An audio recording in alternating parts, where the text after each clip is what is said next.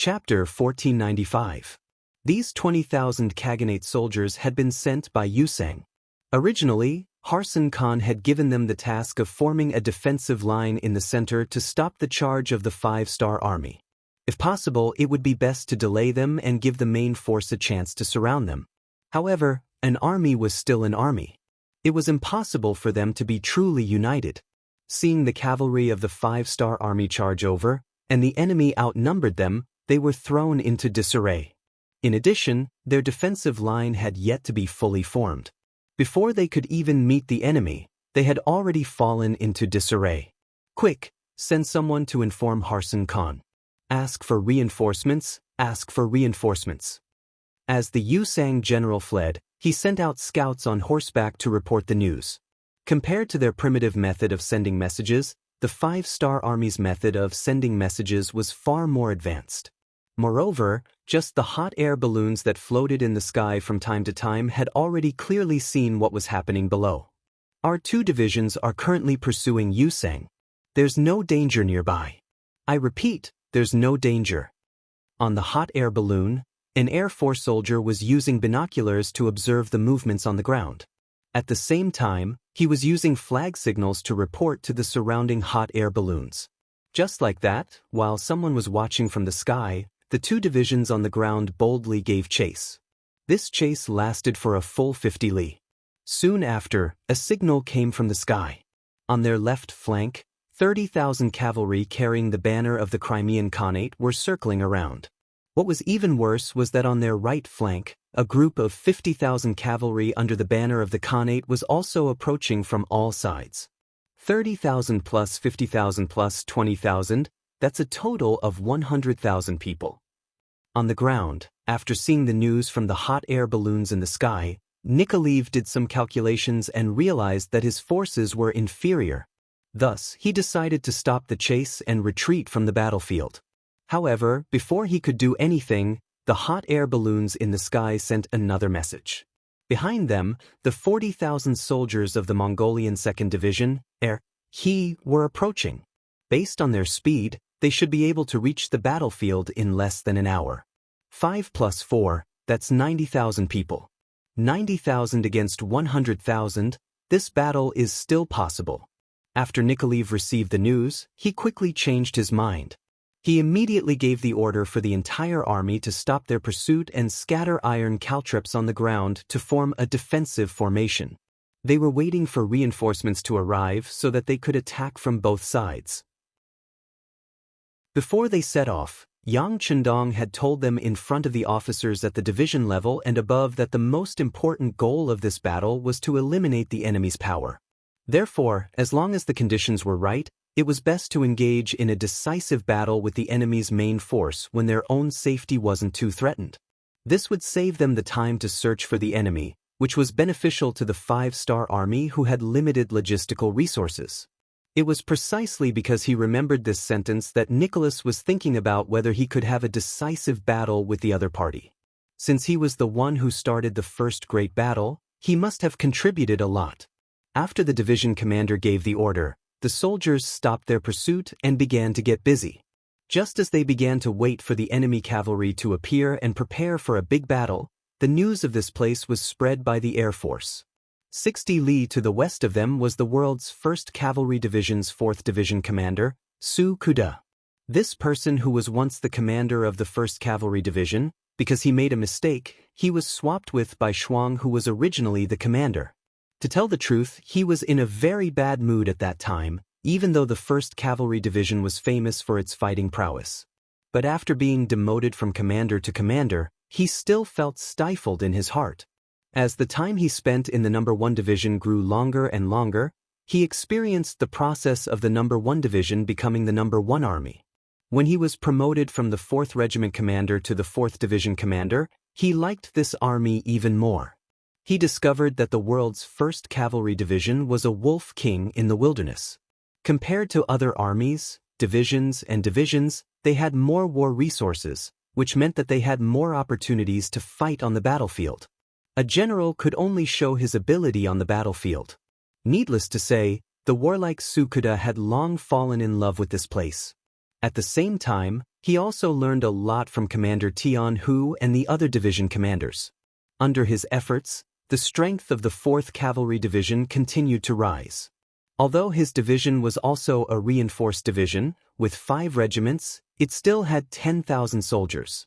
But in terms of real fighting strength, even if they met 20,000 or 30,000 enemies on the battlefield, they still dared to fight and had a high chance of winning. Su could have regarded every battle as a learning experience. He hoped that he could grow better, so that he could bear a bigger burden in the future. But unfortunately, before coming to the battlefield, he wondered if he would be lucky enough to meet the first enemy. If it was as he wished, even if the enemy had 50,000 people, he would still dare to charge. He also believed that as long as he fought resolutely, tenaciously, and showed the might of the 4th Cavalry Division, it was not impossible for them to win. Unfortunately, his luck was not too good. The first battle was snatched by Nicholas of the Russian 2nd Cavalry Division. When he heard the news from the space that 50,000 people were chasing 20,000 people, although the other side's battlefield was not too far away, he still didn't want to interfere. Su Kuda didn't want to snatch other people's credit. Not to mention his own 60,000 people bullying the enemy's 20,000 people. But the situation of a battle always changed in an instant. Soon, another news came from the space. The Russian 2nd Cavalry Division was surrounded, but they didn't retreat. Instead, they joined forces with the nearby Meng 2nd Cavalry Division and prepared for a tough battle. 90,000 against 100,000, this is not fair? Well, if I add my own 10,000 people, then it would be fair. Su Kuda laughed after hearing the news. He knew that his chance to show his skills had come. Immediately, he ordered the army to change direction and rush toward the Russian 2nd Cavalry Division's location. At this time, at the Russian 2nd Cavalry Division's location, Nicholas didn't know that the battle here had attracted the attention of many people. Even the arrogant world's 1st Cavalry Division's 4th Cavalry Division was attracted by the battle here and was rushing over. At this time, he only knew that his 50,000 men were surrounded by the enemy's 100,000 cavalry. To many people, 100,000 was just a number that came out of their mouths. But when you see 100,000 cavalry in front of you, the feeling was absolutely different from what was said. It was absolutely spectacular. Layer after layer of enemy cavalry appeared and surrounded them from all sides. Seeing this scene, not only did Nicholas feel his whole body go numb, many of the soldiers also had the same thought. Let's talk about Nicholas himself. He was just a guardian of a small tribe with hundreds of people. Looking at the situation at that time, even if the Mongol cavalry sent out a small group of 50 people, they would be able to force him to retreat step by step. It was also very possible that they could even wipe out his tribe. And now, although he had gained some experience in the 5-star army, he was facing 100,000 cavalry this time. At this moment, his heart began to panic. He wasn't sure if he could stop the charge of the Mongol cavalry and didn't dare to guarantee that they could last until reinforcements arrived. But now that things had reached this point, even if Nicholas wanted to escape, he probably wouldn't have the chance. Moreover, he couldn't escape. He couldn't let down Yang Chendong's expectations of him. Everyone, put up your bows and arrows and shoot the enemies in the encirclement. According to what he had learned, Nicholas forced himself to calm down and loudly roared. No matter what, they had killed their way over from Eastern Europe and many of the soldiers had seen blood. Although today's battle was quite big, it wasn't enough to shake them. After hearing the commander's order, everyone quickly calmed down and went to their positions. The charging Khanate Alliance army was getting closer and closer. Finally, when they were less than 500 steps away, they were entangled by the caltrops on the ground. Many of the war horses were injured and many of the cavalry fell off their horses, causing the momentum of the charging cavalry to stagnate. Charge! Seeing that this was a rare opportunity, Nicholas swallowed his saliva and loudly roared. The 5,000 White Russian cavalrymen at the front charged forward. They held strong bows in their hands and shot out arrows one after another. Unfortunately, due to the lack of distance, many of the arrows didn't have the effect they should have. From this, it could be seen that in terms of cavalry usage, the White Russian army was indeed inferior to the Mongols who lived on horseback since young. After a wave of arrows, both sides were entangled. In an instant, the battlefield was filled with the sounds of killing and blood splattered everywhere. The stench of blood filled the air. The battle had begun, and both sides continued to send troops to the battlefield. This battle lasted for close to 6 hours. The Russian 2nd Division had paid the price of 8,000 men to block the attacks of the Khanate Alliance army. They had also endured until the arrival of the Mongol 2nd Division. He was originally the chief of a 30,000 tribe. Although he didn't have many people in charge, he had participated in many battles. The Mongol soldiers under him were carefully selected from the Golden Horde army. Although they couldn't be said to be 1 in 100, they were all equipped with good military qualities. With their arrival, the pressure on the Russian 2nd Division was reduced by a lot. The battle began to enter a state of stalemate. Back to the small forest. It was only a small forest that occupied 5 or 6 acres of land. Compared to the mountainous terrain of the Ilkhanate, it was nothing. Yang Chendong wore an eye-catching golden battle robe and rushed into the small forest, attracting Yeshen's main force here. Chapter 1496. Yeshen had only sent 1,000 cavalrymen to the 5-star army's main camp to scout out the enemy's strength and also to delay the 5-star army. He himself led 1,000 cavalrymen to chase after Yang Chendong. This was their ultimate goal. Before coming here, Yeshen had thought that he would encounter all kinds of problems. After all, as Xianxia's territory grew bigger and Bugnam of Gojoseon's reputation became more prominent, things would only become more difficult if he wanted to harm Yang Chendong. Before coming here, Yeshen had even prepared for the worst, which was that he might not even be able to see Yang Chendong's true appearance even if he used up all 30,000 cavalrymen.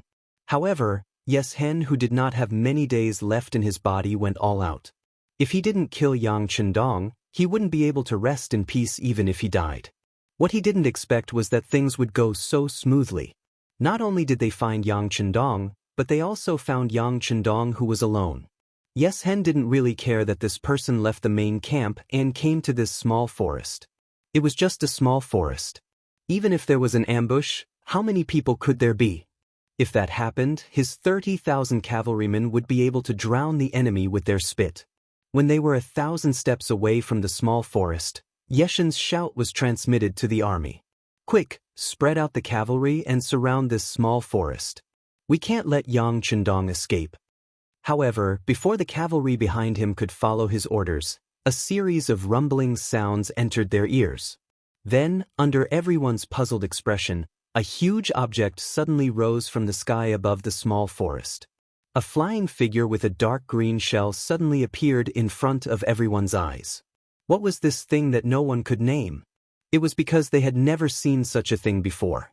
For a green shell to be able to fly in the air and hover dozens of meters above the ground, the appearance of this object was beyond the imagination of many people.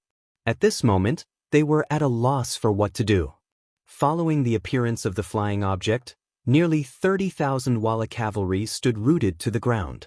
They even forgot to charge, to advance, to disperse, and to draw their swords.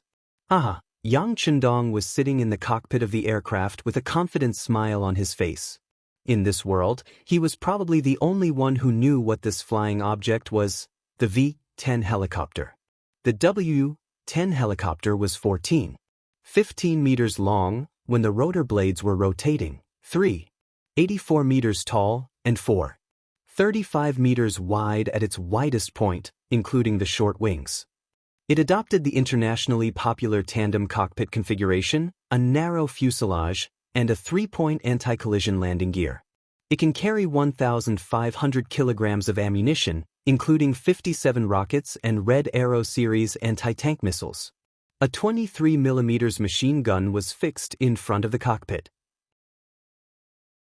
There was also a 14.5mm Gatling gun on the side, not the blue one, This was where Yang Chendong's confidence came from. Although the V-10 helicopter in the military warehouse was not the most powerful helicopter in the country, it was still an absolutely powerful weapon in this era. Even if he gave it to the research department in Resin City, they would not be able to replicate it.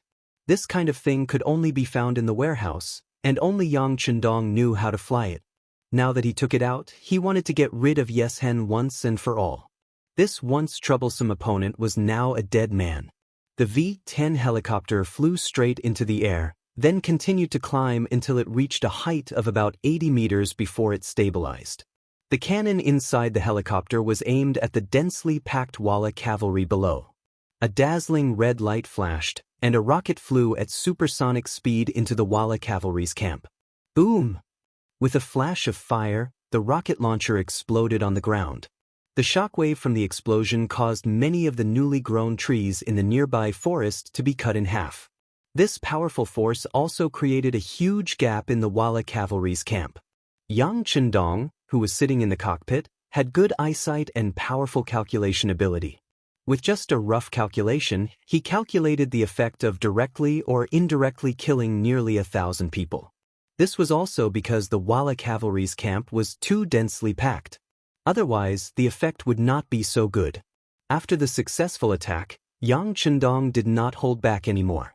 His right thumb kept pressing, and one rocket after another was fired at the Walla army's camp. Waves of people were thrown off their horses, and corpses were everywhere. Because Yes Hen was at the front, he was not injured by the rocket. However, he still saw everything that happened behind him. Seeing the self-proclaimed heroes, the elite warriors of the cavalry, being blasted to death one after another without even having the chance to wield their swords, and being blasted into pieces, and if they were sent flying by the aftershock, they would vomit blood and die. His heart would bleed.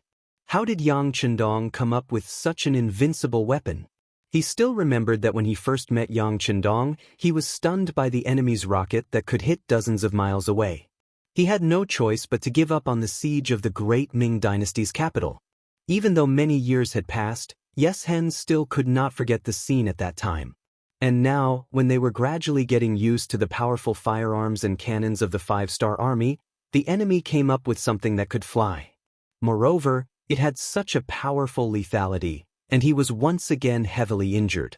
When he thought about his physical condition, he was afraid that if he failed this time, he would not have the chance to kill Yang Chendong again. He felt his heart bleeding. Men, release the arrows and kill this flying object. Knowing that this was the last chance in his life, Yes Hen gritted his teeth and gave the order to shoot the aircraft. From here, one could see the last remaining elite cavalry of the Wara. Facing the indescribable flying object and the V-10 that had the power to kill them, they did not collapse like the other cavalry troops. Instead, after hearing the order from their leader, Yes Hen, one by one, they knocked their bows and quickly aimed at the V-10 in the air. They used all their strength to release the arrows in their hands. The V-10 rose 80 steps into the air, and under the strong gravity, these arrows without exception fell back to the ground. Even the best archer, the strongest archer, could only shoot 30 to 40 steps away. It was impossible to hurt the V-10 in the slightest.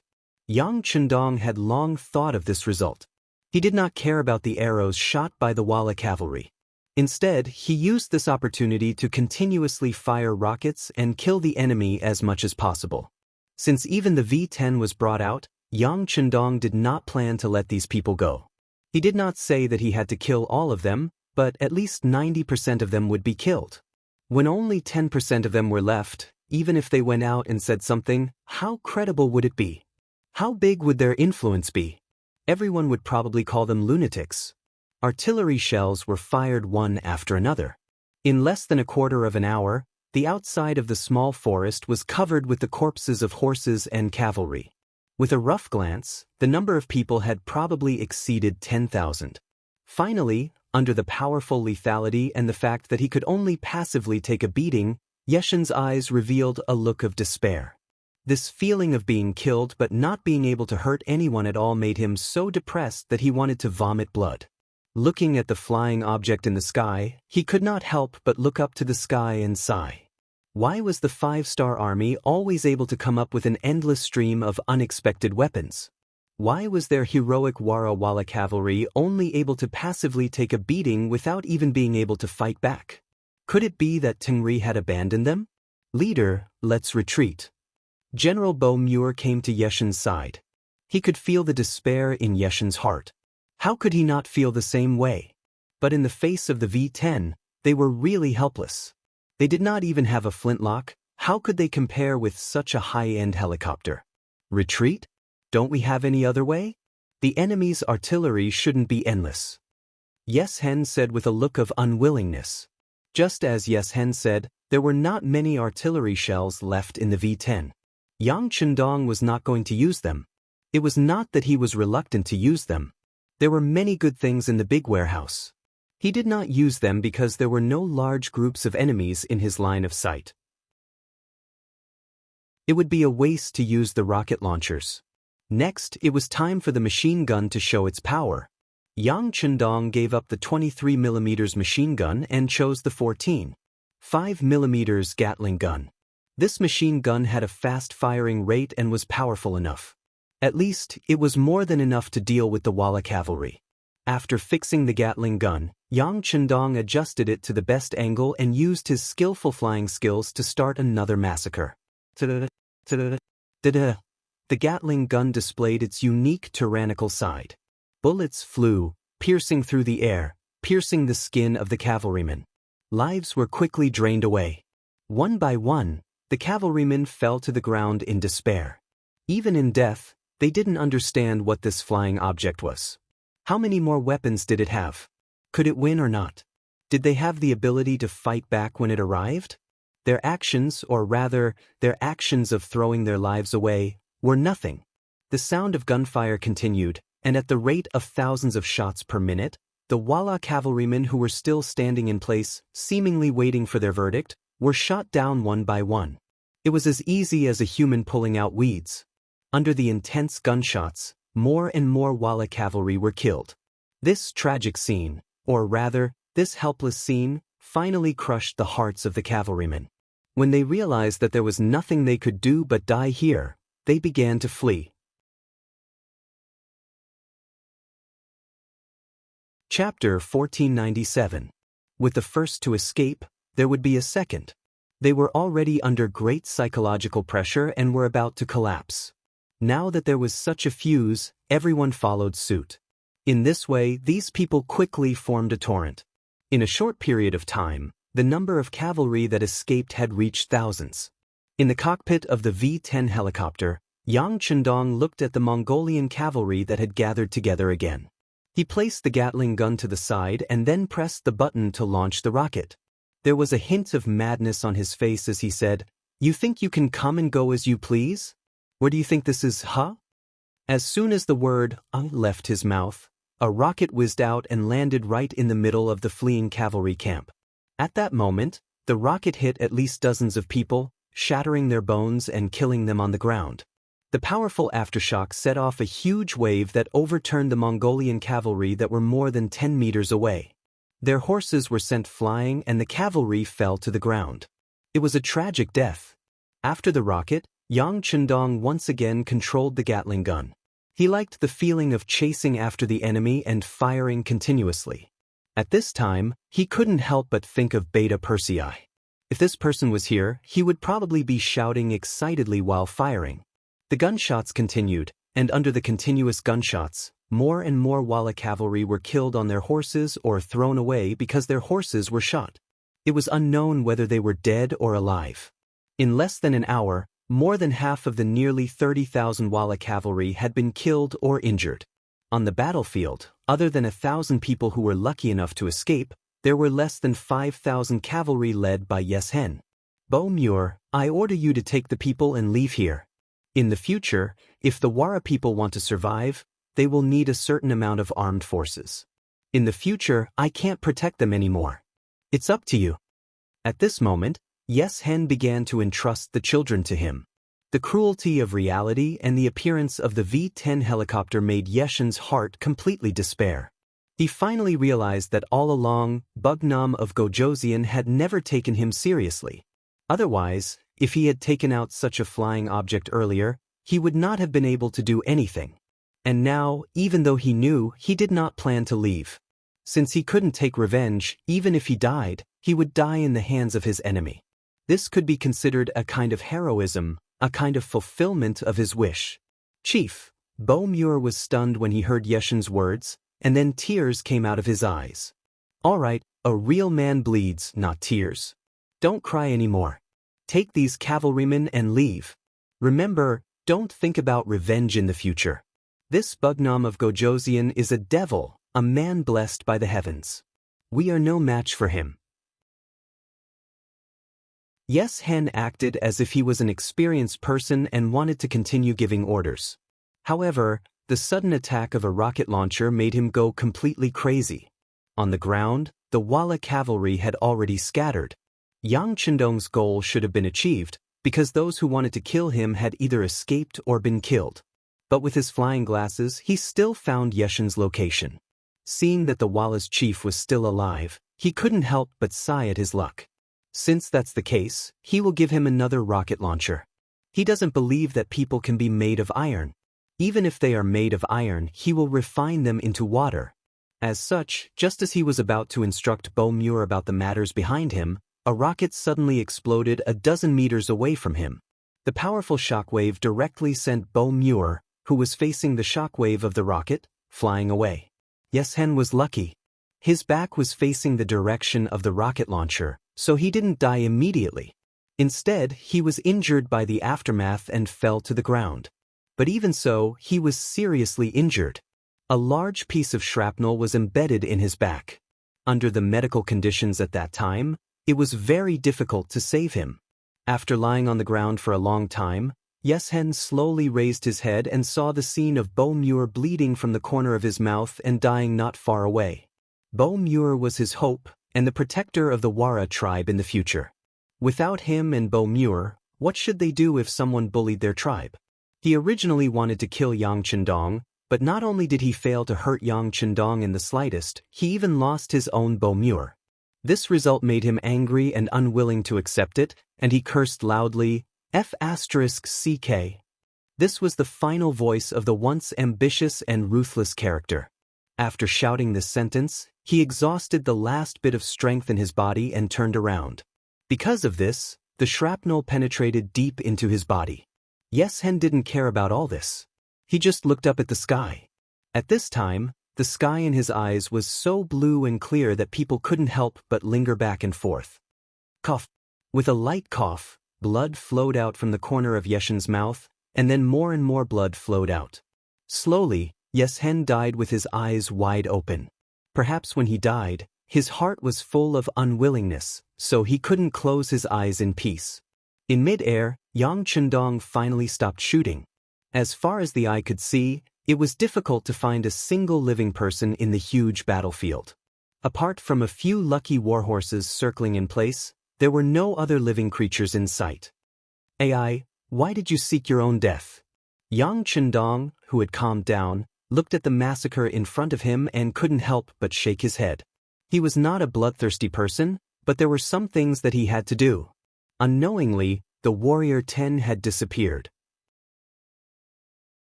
Yang Chendong untied the reins of the white dragon tied to the tree stump and rode it back to the central camp. From the time Yang Chendong left until his return, nearly 4 hours had passed. For nearly 4 hours, the people in the central camp were worried about his safety. Only when Yang Chendong returned unharmed did everyone breathe a sigh of relief. Then Yang Chendong saw a lot of people cleaning up the battlefield. 1,000 Walla cavalry launched an attack on the main camp. Although they had the advantage in numbers, they were facing the black cavalry dragon guards who were wielding the 95 style. In the end, not a single one of them was left alive as corpses. Ba Daojiang came forward and reported the battle. Then, he remembered the Walla cavalry and couldn't help but ask curiously, "Sixth young master, was it Yes-Hen who came?" Yang Chendong knew what he wanted to ask. He also knew that some things couldn't be hidden. After all, more than 20,000 people died. If they didn't deal with it properly, it would be a big problem if there was a plague. Yang Chendong said that he wanted to say it, but he could choose to say it. Yes, it was Yes-Hen who came, but he's already dead. Most of his cavalry was also killed by our ambush. It's just that they still have things to do, so they left in a hurry. How about this? You take half of the people to clean up the battlefield. "Oh right, there are too many corpses. We don't have enough people, so we can burn them." Hearing that the ambush had left, Ba Daojiang didn't ask any more questions. In his opinion, this was a normal thing. After all, their opponent this time was the 300,000 cavalry of the Khanate. Although they had 400,000 soldiers and had a slight advantage, they weren't as familiar with the terrain as the enemy. Moreover, even in a war, one should use all their strength and not hold back at all. Ba Daojiang nodded understandingly. Then he led 100 black cavalry and 600 to 700 medical personnel to the battlefield in the small forest. However, when they arrived at the battlefield, although many of them had already experienced large and small battles, some of them couldn't help but vomit on the ground. The situation on the battlefield was simply too tragic. There were countless people with broken limbs, and dead limbs were strewn all over the place. It was like a living hell. Ba Daojiang didn't vomit. After a long period of training, his tolerance in this aspect was very high. However, what he couldn't understand was why he didn't see any corpses of his own soldiers on the battlefield. More than 20,000 enemy cavalry died here, and they were the elites of the Wara. They were also people who had survived countless battles. They shouldn't have been unable to fight back. Could it be that their corpses had been carried away? Well, that was the only possibility. However, which army could do this? From the looks of the battlefield, there were many deep craters caused by cannons. It should be the work of the Lung Feng division. Who cooperated with them? Ba Daojiang had some doubts in his heart, but considering that all of this was arranged by the sixth young master, he didn't ask any more questions. Instead, he started to burn the corpses. Whether it was Ivan's rebellion or Yeshin's sudden appearance, it didn't affect the battlefield at all. On the main battlefield, it didn't have much of an effect. The soldiers also didn't expect that their southern Wu king would encounter danger one after another in such a short time. At this time, they didn't know that they were fighting with the Khanate army or preparing to fight. The two divisions of Russia and Meng Air had already gathered their forces and their strength had increased greatly. Meng Air, he was able to lead 40,000 soldiers because of Yang Qindong's favor. This number was even more than the number of tribesmen he had before. Because of this, he decided to perform well. This battle was the time for him to prove his ability. Because of this, Meng Air fought very fiercely as soon as they arrived. Both sides were people who lived on horseback, and the battle was very lively. Victory and defeat couldn't be decided in a short time. However, the five-star army's fighting spirit was different from the Khanate army's passive fighting spirit. Gradually, the scales of victory began to shift towards the five-star army's side. This was the effect produced by the difference in the system. Let's talk about the Khanate army first. They had no choice but to fight. It seemed like they were protecting their own territory and were acting in a righteous manner. However, these Khanates were all aristocrats, which meant that 90% of the wealth was in the hands of less than 5% of the nobles. Ordinary people could only fight for the remaining 10% of the wealth with 95% of the population.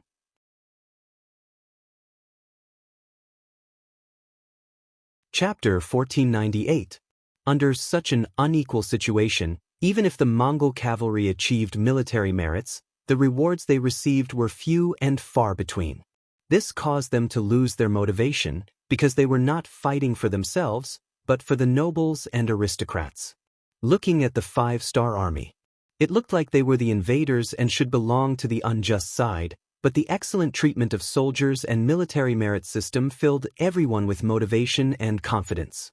Through military merit, they could let themselves and their families live better lives. As long as they worked hard and dared to risk their lives, they might be able to obtain more. Moreover, the five-star army's military rules were there, so there was no need to worry about anyone stealing your military merit, because if that was the case, you could appeal to the military inspection department. Once it was verified, not only would your military merit be returned, but whoever took the merit would also be punished. Even if the person who took the merit was a battalion commander, regiment commander, or even a division commander, they would still be treated equally. Like this, who would dare to break this taboo? Who would dare to cross the line? This protected the rights of the ordinary soldiers, so that they would not shed blood or cry when fighting with their lives on the line. Under the highly stimulating military merit system, everyone wished that they could go to the battlefield every day. Under this kind of mentality, compared to the Khanate Alliance army soldiers who were just muddling along, the results of the battle would naturally be different. Not to mention, the world's 1st Cavalry Army's 4th Division commander, Su Kuda, had suddenly arrived on the battlefield. Moreover, he had unrestrainedly launched an attack from the flank. It had to be said that the Khanate Alliance army scouts were not incompetent. They had already noticed a group of 10,000 cavalry that had suddenly charged in from the other side of the battlefield. However, the analysis of the higher-ups was that this group of 10,000 cavalry would definitely meet up with the Mongol-Russian army on the other side before launching an attack. This erroneous analysis caused them to be caught off guard. As a result, when the sky turned dark, Su Kuda led his army without stopping to rest. After arriving at the battlefield, they immediately threw themselves into the battle and disrupted the Khanate's allied forces' arrangements. Moreover, the world's 1st Cavalry Army had 7-star crossbows, and the soldiers' quality was very high. They were skilled in horsemanship, and their blade techniques were exquisite. They also took the initiative to attack, making the first move to gain the upper hand. Therefore, when they appeared, they dealt a heavy blow to the Khanate Alliance army. By the time they reacted and began to deploy their cavalry to defend the battlefield, they were already one step behind the enemy. It's our reinforcements, the elite 4th Division of the 1st World Cavalry Army. Nicholas and received the news at the same time. After looking at each other, they made the same decision. They would immediately take advantage of the situation to launch a counterattack. They would cooperate with the world's 1st Cavalry Army to give the enemy a heavy blow. Perhaps this would be a good opportunity to annihilate the enemy. Immediately, the Russian and Mongol divisions blew the horn for the charge. Tens of thousands of cavalry pressed forward like an avalanche, charging into the main camp of the Khanate Alliance. While the battle here was in full swing, on the other main battlefield, the two sides were also at daggers drawn, ready to fight at any time. The two divisions of Longfeng were surrounded. Two mixed cavalry divisions of the 3rd Army were also surrounded, totaling around 30,000 people. The one who surrounded them was Hazen Khan of the Ilkhanate. He brought along 70,000 cavalrymen from his own country and 20,000 cavalrymen from the Kazakh Khanate. A total of 90,000 people formed a huge encirclement. With 3 times the number of troops, they held the initiative. If it wasn't for the fact that the sky was already dark, they would have already launched their charge. Order all the troops to be on duty at night. Don't allow a single member of the 5-star army to escape. Hazen Khan said with a smug look on his face. Previously, Alatang had risked his life to learn of the 5-star army's attack plan from Ivan. Others didn't believe it, but he did. He had arranged his army here in advance, and sure enough, a 30,000-strong army of the 5-star army was passing by. But they were blocked by him, and were completely surrounded. Although 30,000 people weren't too important for the 5-star army, who had an army of 400,000. However, if he could wipe out all 30,000 people here, it would be a big victory. When the Khanate Alliance army held a meeting, he, Hazen Khan, would be able to straighten his back. Looking at the pitch-black night outside, Harsenhan was a little worried at this time. He was afraid that the 5-star army would choose to break out in the middle of the night. Therefore, he ordered them to be on guard and not allow a single member of the 5-star army to escape from their encirclement. The sky will brighten soon. At that time, it will be time for our blades to drink blood. Hazen Khan chuckled as he looked forward to it. Compared to the nervousness of the Khanate Alliance army, the 30,000 5-star army soldiers weren't idle either. However, they didn't have any intention of breaking out of the encirclement. Instead, they dug trenches throughout the night. The entire 2 divisions of Longfeng were here. If they wanted to display their advantage, they needed enough trenches. Only then could they display their powerful firepower. As for the enemies surrounding them, Division Commander Xiao Feng didn't have any misgivings. He thought that the number of Khanate Alliance army cavalry surrounding them was still too small. There were less than 100,000 people and it wasn't enough for them to eat. Of course, according to the rules, regardless of whether they thought highly of the Khanate Alliance army on the outside, since they had discovered the enemy's main force and were surrounded, they had to report this matter. Moreover, they had to spread the news to their allies nearby. Commander Wuxia of the Third Army, who was 150 kilometers west of them, received the news.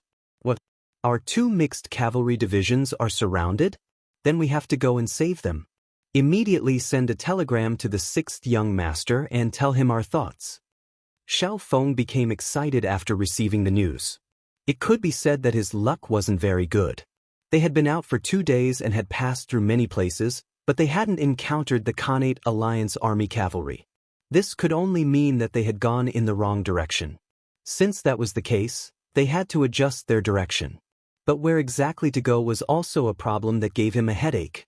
Now that they had learned that the 2 divisions of the Cold Front Division were surrounded, they had found one of the main forces of the Khanate Alliance army.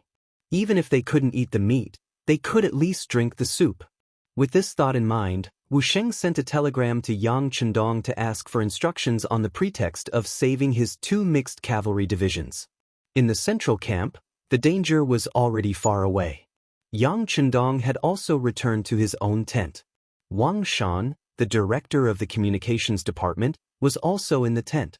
He was delivering the received telegrams to Yang Chendong so that Yang Chendong could better understand the situation of the battlefield. Yang Chendong saw the telegram from the Third Army as soon as it arrived. How could he not see that Wuxia couldn't find the enemy's main force and wanted to use this opportunity to get a share of the loot? If any other officer had made such a request, he would naturally refuse.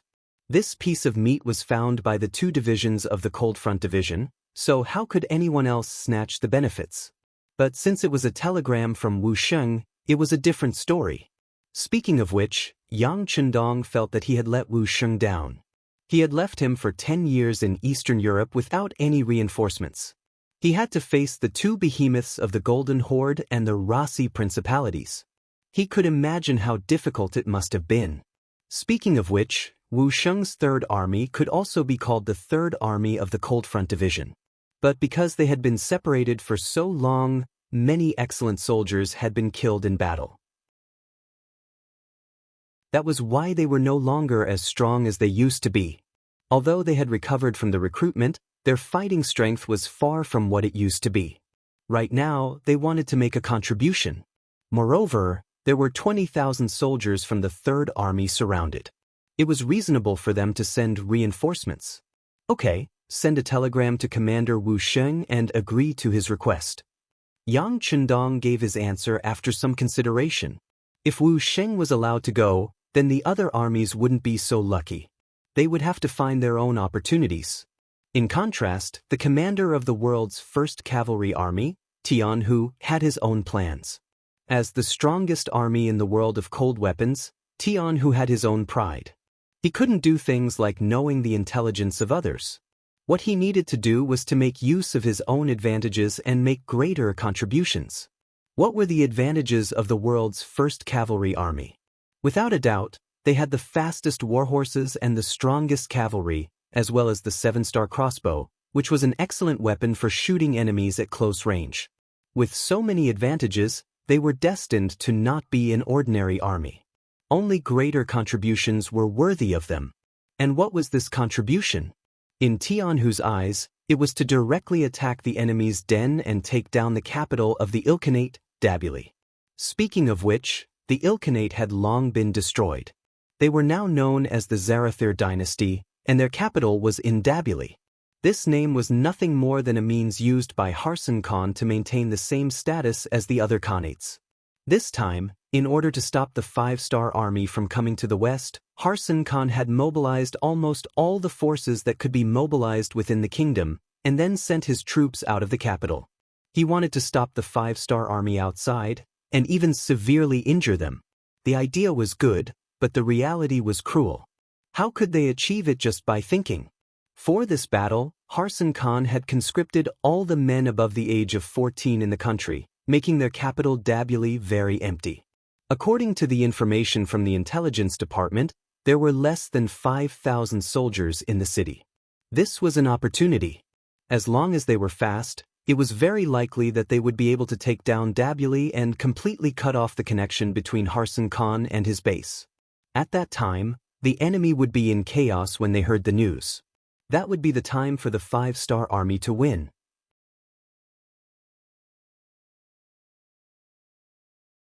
Chapter 1499. It was easy to take down Tabulia, but the subsequent matters would be troublesome. The other Khanates would also not sit back and watch such a thing happen. They would definitely send their troops here and even surround them. They would not allow the 5-star army to gain a foothold in the city. In other words, there was a risk in doing this. If they did not do well, they might be surrounded.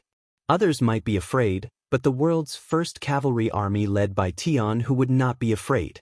To him, this kind of challenge was exciting enough to show the true strength of the world's first cavalry army. Of course, Tian who was not a blindly arrogant person. Before taking action, he decided to accumulate more strength. For example, he would mobilize the 5 divisions under him to strengthen his own strength. This was like forging iron, one needed to be strong. The 1st, 2nd, 3rd, and 5th divisions rushed over after receiving the order. Only the 4th division was busy helping the Russian and Mongolian divisions. They did not have the chance to come and help.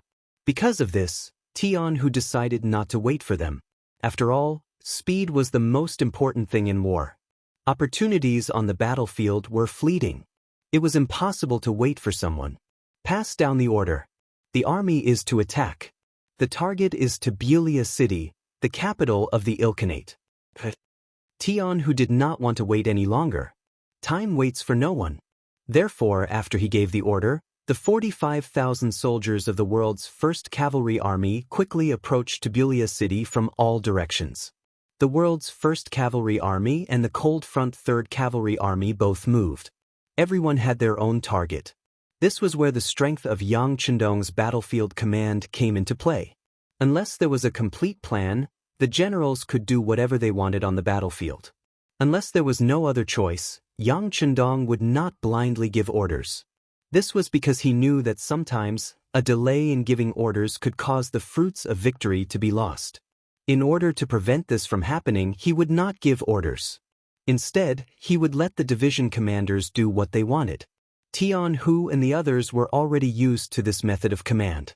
Therefore, after they made the decision, they only needed to report the purpose of their trip via telegram before taking action. Compared to the 3rd Corps of the Cold Front, which was drinking soup, the world's 1st Corps of Cavalry had to launch a surprise attack. Beta Persei led 1,800 black cavalry soldiers, as well as the troops of Meng 4 Regiment Baruch and Meng 5 Regiment Wuduo that they had encountered on the battlefield. They were rushing towards the Norman Khanate day and night. Although it was called the Norman Khanate, it was nothing more than a small country with a population of less than 800,000 people. Or rather, it was just a large tribe. It was only because their location was not bad, belonging to the borderlands, that they were not too valuable, that they were not affected by the chaos and were not destroyed. This time, the fearless Beta Persei had arrived. It was destined that the Norman Khanate would not be able to escape the fate of destruction. Of course, their target this time was the Ilkhanate. If it were someone else, they would not cause trouble. Even Tian, who had only taken the capital of the Ilkhanate, which was already somewhat out of the battlefield. However, the fearless young heir had indeed pointed his troops at the Norman Khanate. Just this action alone was completely out of everyone's expectations. When Beta Persei decided to do this, it was because he thought that his 400,000 men, the Air Force, and the elite forces of the Cold Front would be a waste of talent to deal with the Khanate's allied forces that barely managed to gather 300,000 cavalrymen. This kind of battlefield could not satisfy him. There was no space for him to display his skills. Therefore, after looking at the map, he decided to attack the Norman Khanate. But after all, he only had 1,800 cavalrymen. Although they were the most elite black cavalry, their strength was still too weak. Coincidentally, he had learned the location of Meng 4 Regiment and Meng 5 Regiment commander through the help of the Air Force. He immediately rushed over and asked the 2 division commanders to assist him. Who was Beta Persei? It was not an exaggeration to say that he was Yang Chendong's shadow. He was one of the closest people to him. As the saying went, the gate of the prime minister was a 7th-ranked official, not to mention an important position like Beta Persei. Towards the request of such a person as former surrendered generals, how could Barry and you two dare to refuse? After Xianxia spoke to them, the two of them readily agreed. Not only that, they also followed Xianxia's instructions and shut down the military radio stations. After that, the 80,000-plus soldiers of the three armies seemed to have suddenly disappeared. They left the battlefield and headed straight for the Norman Khanate at an oblique angle. After 3 days and 3 nights of hurrying, they had already arrived at the Norman Khanate. In order not to alert the enemy and let the enemy be on guard, Beta Persei led the army to choose a small path. Thus, when they suddenly appeared in front of the capital of the Norman Khanate on the 6th day, the people there were frightened. Outside the city, 80,000 Han soldiers holding the 5-star flag suddenly appeared like divine soldiers descending from the sky, causing Sihon to turn pale with fright. He immediately sent his general Tuyabai out of the city to meet the enemy. He wanted to take advantage of the fact that the 5-star army had not yet gained a firm foothold and take the initiative. Tuyabai was a general of the Norman Khanate and was very brave. Usually, 4 or 5 people would not be able to get close to him. Such a person naturally had his own pride. When he appeared on the battlefield, he immediately rushed forward on horseback, clamoring to challenge the generals of the 5-star army. Ba Lu and Wu Tuo naturally could not tolerate this. This was a very good opportunity to show off in front of Beta Persei, so they did not want to let it go. While the two of them were still thinking about who would rush out to fight, Beta Persei, who was wearing a purple cloak, had already rushed out. This was not the first time Beta Persei had encountered this kind of one-on-one battle. He gradually fell in love with this kind of feeling, especially when he chopped off the enemy's head with his sword and the soldiers on his side let out a deafening roar, which filled him with a sense of satisfaction. Now that someone actually wanted to challenge him to a one-on-one battle, how could he not satisfy such a request? Laughing loudly, he spurred his horse out. In the Black Cavalry camp, not only were the first Captain Qiu Vi and the second Captain Dao Shao not worried, they were even having an intense discussion, arguing about how long it would take for Beta Persei to kill the enemy general. 15 rounds should be about right, Qiu Vi imitated Yang Chendong and said confidently. I say 10 rounds should be enough. Dao Shao raised a different opinion, his face also showing a confident smile that resembled Yang Chendong's. The two of them each expressed their own opinions, looking as if they would not give in to the other. Ba Lu and Wu Tuo were shocked by this scene. This was a battlefield, not a drill. How could they be so relaxed and natural, as if they did not take Beta Persei's life seriously? Were they really that confident? While the two of them were still curious and puzzled, Beta Persei had already collided with Tuyabai on the battlefield. As the warhorses crossed each other, a sword and a spear clashed and separated. Tuyabai used a long spear, and at a glance, it was obvious that he was a powerful general. He relied on this great strength to take down Beta Persei's celestial saber. But in terms of strength, how could Beta Persei be afraid of others? Seeing the other party's long spear coming, he deliberately held back half of his strength and met the other party head-on. Clang! With one clash, the celestial saber in Beta Persei's hand trembled. Because of the great force, he almost fell off his horse. Haha! Tuyabai, who had used all of his strength, did not know that the previous attack was just a probing move.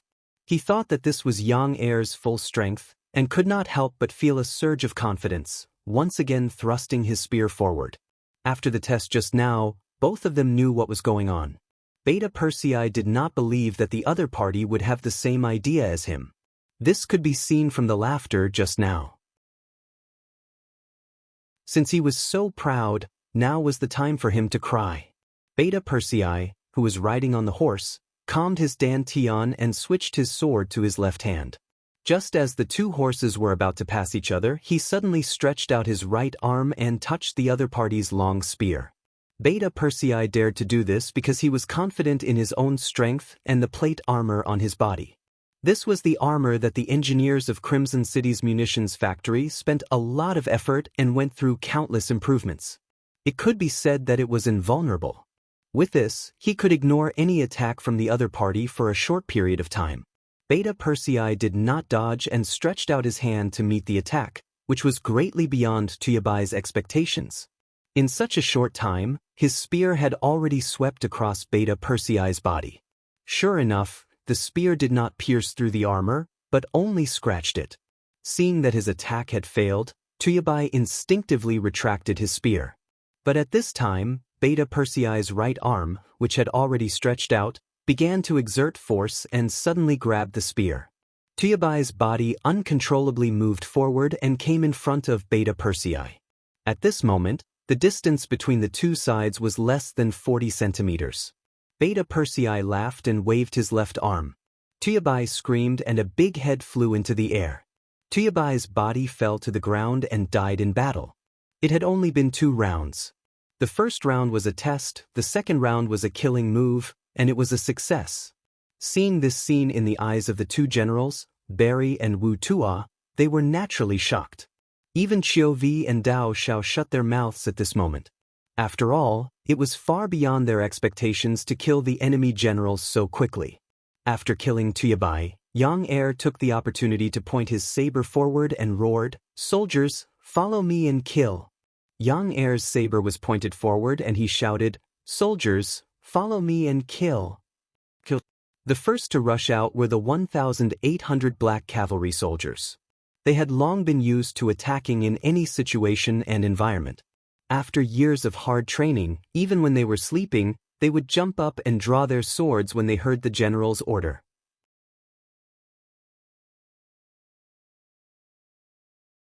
Chapter 1500. 1,800 black cavalry, armed to the teeth, swarmed out like a black dragon and charged towards the capital of the Norman Khaganate.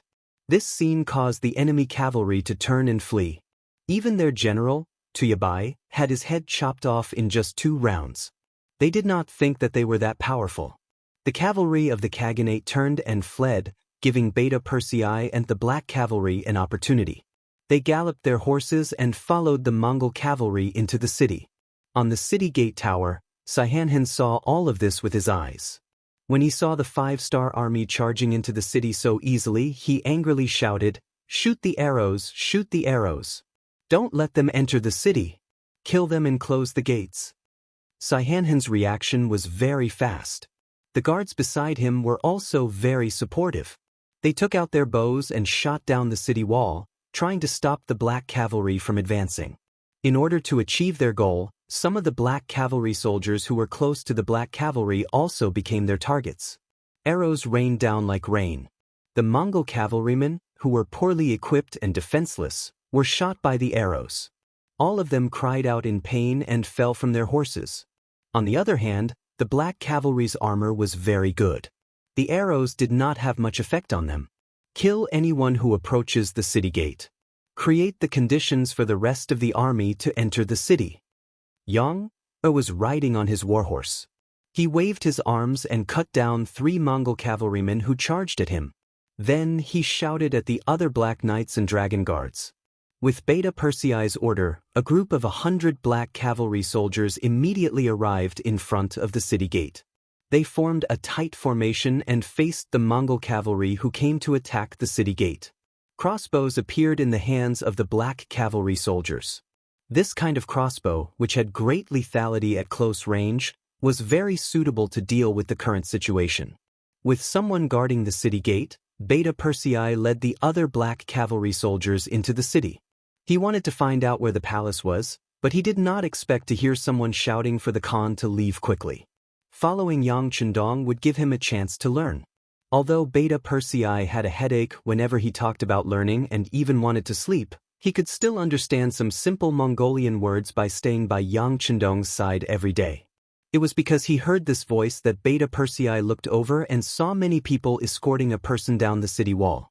Looking at the other party's clothes, he could tell that he was either rich or noble. "Hey, where are you going?"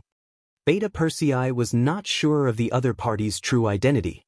He felt that it should not be simple, so he turned his horse around and rushed over with the celestial armament sword in hand.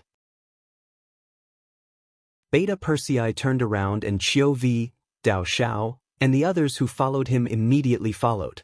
This caused the black cavalry to follow in large numbers. When Xianxia saw all of this, he turned pale with fright.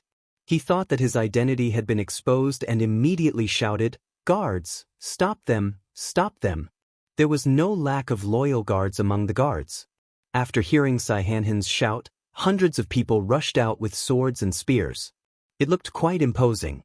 However, these guards came in a hurry and did not even ride on war horses.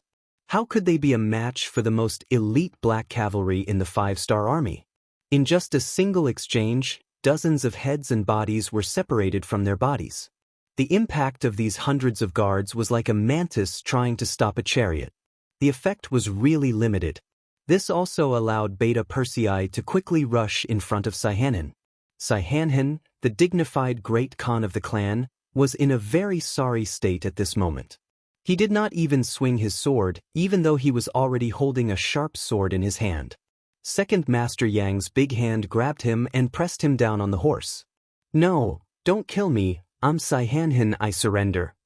Xianxia had just witnessed the scene of Beta Persei killing Tuyabai. At this moment, he was extremely scared and hurriedly begged for mercy in Mongolian. "What are you talking about? I don't understand." Beta Persei did not understand so much Mongolian at once. In a fit of anger, he roared. At this moment, coupled with the murderous aura on his body, Xianxia had the urge to faint. "Don't kill me, I'm Xianxia, I'm the great Khan of the Norman Khanate. I'm willing to surrender, I surrender." In a hurry, Xianxia could only repeat in Chinese. Although it was not very authentic and was even a little talkative, this time Beta Persei really heard it clearly. He did not expect that the person he casually grabbed would be the great Khan. He immediately laughed and said, God is really taking care of me. That's for the best. Tell your men to put down their weapons immediately. I'll chop off one of your fingers if they're late." Hearing Beta Persei's thunderous voice, Xianxia kept nodding. "Yes, I'll tell them to surrender right away. Wait a moment." In order to save his life, Xianxia sat on his horse and began to shout loudly in Mongolian. With his identity as the Khan, he ordered his men to put down their weapons and surrender to the 5-star army. The great Khan's orders still had a lot of prestige in the tribe. Perhaps if he told them to throw away their lives, they would still fuss about it. But if he said to surrender in order to save their lives, not many people would disobey the order. Especially when the 5-star army's performance was so brave and powerful. In addition, they had long heard all kinds of rumors about the 5-star army's power. Immediately, everyone threw down their weapons and surrendered, squatting on the ground. When Barry and Yuchuo led the army into the city, they saw the scene of the entire city kneeling on the ground. This result shocked the 2 division commanders. When they looked at Beta Persei, their eyes were full of worship. With just 1,800 cavalrymen, not only did they charge into the city and capture the Khan, they also made the 10,000 cavalrymen surrender and kneel on the ground. If it didn't happen in front of their eyes, they wouldn't believe it even if someone else told them. On the contrary, Beta Persei, who was worshipped, was not surprised at all. Leading the most elite black cavalry of the 5-star army, he would not be surprised at anything. "Okay, immediately seal off the entire city. Don't spread the news here. Check the captured goods, especially the food, and be ready to attack again." Taking down the Norman Khanate was naturally not Beta Persei's ultimate goal. In his eyes, the real boss was the great Khan of the Timur Empire, Amur. As long as he captured him, the mission would be considered complete. "Come, immediately report this matter to the young master. At the same time, inform him of our plan." "Plan? Is it about the surprise attack on the Timur Empire?" Captain Chiovi, who was following beside him, asked excitedly. "That's right." Beta Persei nodded, and then his eyes were filled with excitement. If this matter could really be accomplished, then there was no doubt that this time he would be able to show his face. It would also be enough to prove that he was a real valiant general and not just a subordinate of the young master. In the main tent, the telegram was quickly sent to Yang Chendong. Director Wang Shan, who was in charge of delivering the telegram, also said excitedly, "Sixth young master, look, Brother Beta Persei has made a meritorious service again.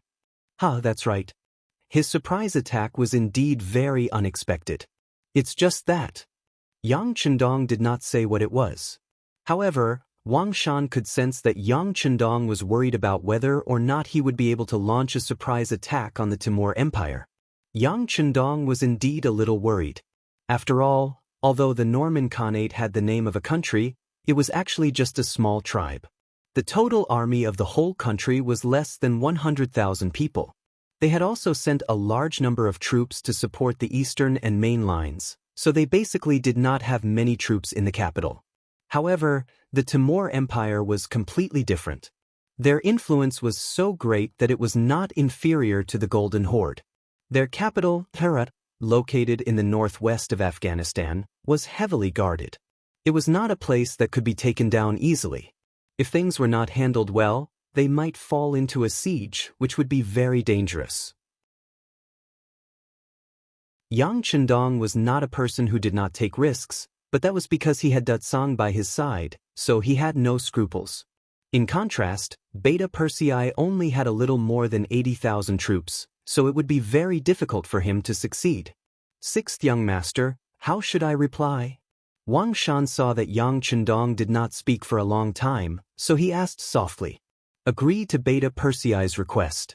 But tell him that it would be best if it can be done. If it can't be done, then immediately retreat, and I will personally pick him up. Yang Chendong's expression instantly became much more serious, and his eyes were filled with fighting spirit. Even Beta Persei was not afraid of danger, so what did he have to be afraid of? At worst, he could just use Datsang's power. Sixth young master wants to kiss him? Hearing Yang Chendong's answer, Wang Shan's eyes widened. Yes, in that case, immediately notify the Black Cavalry Group. We will prepare to set out tonight and meet up with the 2nd Division of the Cold Front. At this time, Yang Chendong had already made up his mind. If he wanted to do it, then he would do it big. He could even destroy the Golden Horde. So what was there to be afraid of with the Timur Empire? Yes.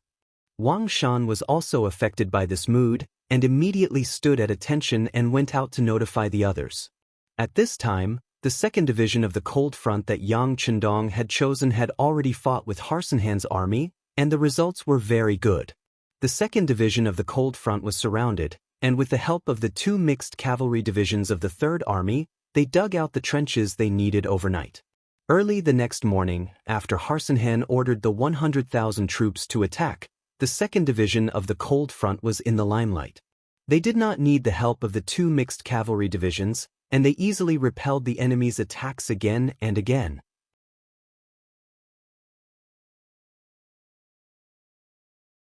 Chapter 1501. Under the barrage of muskets, not a single cavalryman was able to get within 300 steps of the trenches. The battle lasted from day to night. In the end, the Khaganate army left behind about 12,000 corpses before retreating helplessly. On the other hand, the Cold Front army didn't suffer a single casualty. In fact, the marksmanship of the soldiers was even better. It was said that sharpshooters were trained by bullets, but that was only true for fixed targets. Occasionally, there would be moving targets. For example, a real target like this was something that even the sharpshooters of the future envied. In order to train the soldiers' marksmanship and take into account that the enemy's charge wasn't too loud, Commander Xiaofeng conducted actual combat training in units of battalions. Not only did this save bullets to a certain extent, it also preserved the soldiers' stamina to the greatest extent. They were surrounded on all sides and had only sent out 4 battalions of soldiers. In this kind of battlefield, they would have no problem holding out for a long time. Not to mention, before they were surrounded, they had brought 20 days' worth of rations.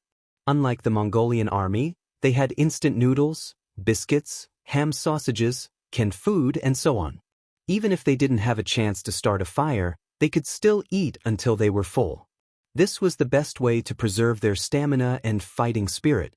Seeing that Cold Front's 2nd Regiment had killed more enemies than their entire regiment, the 1st Regiment's commander Min Fu and the 2nd Regiment's commander Lori were envious. They came up to Xiaofeng and asked sincerely, "General Xiao, our commander has sent a telegram saying that he's on his way with the army. but we don't know when we'll launch our counterattack. There's no rush. Xiao Feng, who carried the rank of Major General, smiled and shook his head. It was rare to have an opportunity like this to train the soldiers. He wanted to let the soldiers of the division go through a sieve. This would be a great help in increasing the fighting strength of the division. Although they were all division commanders, the Cold Front Division's commander had the rank of Major General. Only they and the commander of the world's #1 cavalry army could enjoy this kind of treatment. This was enough to prove the strength of the two armies. On the other hand, the other division commanders were at most senior colonels. In comparison, the difference in status between the two sides was obvious. Even though Major General Xiao Feng said this, Min Fu and Lorui, who were also division commanders but only had the rank of 2 bars and 4 bars, couldn't say anything. When it was almost daybreak, the two division commanders were suddenly called into the tent by Xiao Feng. Through their narration, the decision made last night was changed. Commander Min, Commander Luo, please get ready. Let the soldiers eat in advance and prepare for the counterattack. The reason why the situation changed so quickly was naturally not only because the 3rd Corps commander Wu Sheng had already brought the main force of the army to the periphery of the battlefield, ready to provide support at any time. The main reason was that Yang Chendong had sent a telegram. No one in the 5-star army had the right to question or be dissatisfied with Yang Chendong's orders. This was a kind of respect, a kind of prestige accumulated over a long period of battle. There was another mission for him to finish the battle as quickly as possible.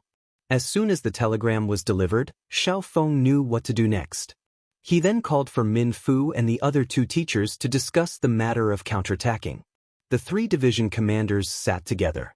The candlelight in the tent was lit for half an hour until the messenger came to report that the soldiers had already eaten breakfast and could attack at any time. The 3 division commanders looked at each other and nodded heavily. After telling each other to pay attention to safety, they walked out of the tent. Outside the encirclement, Harsin Han's face was a bit ugly. He only went to sleep at midnight, but even so, he still tossed and turned in bed for nearly an hour before falling asleep. It wasn't strange for him to have such a performance. He thought that he had the upper hand, but after attacking for a day, not only did he lose 15% of his strength, he didn't even hurt a single hair on the enemy's head. This was the first time he had encountered such a battle in his life. Even when facing the 5-star army in the east, although they were defeated time and time again, they were still able to injure some of the enemy. It wasn't like this time. They were clearly the attacking side, but they could only passively take a beating. He found a few of his subordinates to discuss until midnight, but they still couldn't come up with a better plan. Everyone finally decided to observe carefully the next day to see if they could find a direction to attack. Only then did they go to sleep. At this time, the sky was beginning to brighten. But even so, Harsin Han still didn't have the intention to get up. He didn't sleep well last night, so he wanted to take advantage of this opportunity to sleep a little longer to ensure that he had enough energy to deal with various matters during the day. Harsin Han, who did not want to get out of bed, was about to lie down for a while. Suddenly, a sharp whistling sound rang out beside his ear. Following that, he felt the bedboard shake. The huge explosion caused him to be unable to sleep peacefully. What's going on? What's going on? The frightened Harsin Han got off the bed with his clothes in disarray. He rushed out of the tent and wanted to ask the guard outside what was going on outside. However, what he saw next made him unable to ask any more questions. He could see with his own eyes the cannonballs exploding within the camp, destroying one tent after another. One of the cannonballs was less than 40 steps away from his main tent. Standing in front of the main tent, he could even feel the shockwave from the explosion. In comparison, the surrounding Mongol soldiers weren't much better off. Some of them were directly hit by the cannonballs, and some of them were injured by the shrapnel. Although they didn't die immediately, they breathed out more than they breathed in. Of course, most of them were those who had suffered minor injuries. They were bleeding. The wounds were not big, and there was only a small piece of shrapnel embedded in their bodies. However, if the shrapnel was not taken out, the prolonged bleeding would eventually kill them. It could be said that there was no safe place to hide under the cannonballs. When the cannonballs landed on the Mongol camp, it was already a mess. The general didn't give any orders, and the soldiers didn't have the will to fight. Where did the cannonballs come from? Didn't you say that the cannonballs of the 5-star army weren't surrounded by us? Seeing the hellish scene in front of him, Harsin Han angrily asked. Tss. A few generals who had run to the main tent lowered their heads. Previously, because the cannonballs of the 2nd Cold Front Regiment were well hidden within the army, and because they didn't encounter any cannonballs yesterday, they were certain of this. But now, it seemed like they had been tricked. Harsin Han, who had vented his anger, knew that this wasn't the time to ask for responsibility. He said, "Go back to the army and think of a way to gather the troops. Be prepared for battle. This Khan is thinking that the cannonballs are just a prelude. Perhaps their real counterattack is coming." Counterattack? They only have 30,000 men, and we have 80,000. Will they counterattack? This sentence attracted the suspicion of the generals. Even at this time, his subordinates still doubted his words. This made Harsin Han very angry. He knew that it was because of his usual actions that his subordinates didn't trust him. If he wanted them to listen to him, he had to negotiate with them. As such, he had to change his tone and explain patiently. It was because of this explanation that the Mongol army lost the most crucial time. As the saying goes, speed is the most important thing in war. Sometimes, every minute and second on the battlefield was the key to victory. While Harsin Han was explaining to his subordinates, the first round of cannonballs of the 5-star army had ended. Following that, the cavalry began their charge. The 20,000 cavalry of the 2 mixed cavalry divisions had long been envious of the achievements of the 5-star army. Now, it was finally their turn to perform. One by one, they galloped forward on their horses and shouted loudly. They also wanted to make a name for themselves. Great Khan, the 5-star army has indeed launched a counterattack. A young scout rode up to Harsin Han and reported the situation in a loud voice. Facts spoke louder than words. Harsin Han had said a lot earlier, but the generals didn't believe him. However, the facts had slapped them in the face. When the generals looked at Harsin Han, they all revealed looks of admiration. This time, there was no need to say anything. The generals dispersed and began to gather their troops. The Mongol soldiers also had a certain amount of battle experience. When they saw the 5-star Legion Corps charging over, even without the command of their general, many of them were already prepared to charge. They turned their horses around and mounted their horses. They were prepared to engage in a bloody battle with the 5-star army at any time. "Commander, the Mongol army's attention is on the interior. This is the time for us to charge." The 3rd Corps Nuzan Cavalry Division's commander Yella had already moved to the periphery of the Mongol army. At this time, he stood beside Wu Sheng and asked for instructions. "Good, give the order. All troops attack." Wu Sheng, who couldn't wait any longer, how could he not want to make a name for himself? Previously, under the pincer attack of the Golden Horde and the Ross Dukedom, they could only barely hold their ground. Now that they finally had a chance to make a name for themselves, how could he give it up? With a loud shout, he led his 3 divisions and 30,000 soldiers to charge towards the Mongol army from different directions. At this time, the Mongol army's main focus was on the 5-star army that was surrounded. Although they had arranged for some troops to be stationed at the outer perimeter, it was to prevent the other 5-star Corps reinforcements from suddenly appearing and attacking them from both sides. However, with the chaos in the camp and the generals not returning in time, these soldiers had long forgotten about their previous mission. They only wanted to solve the problem in front of them. Now, there was no one to defend behind them. When Wu Sheng appeared with his army, they were caught off guard.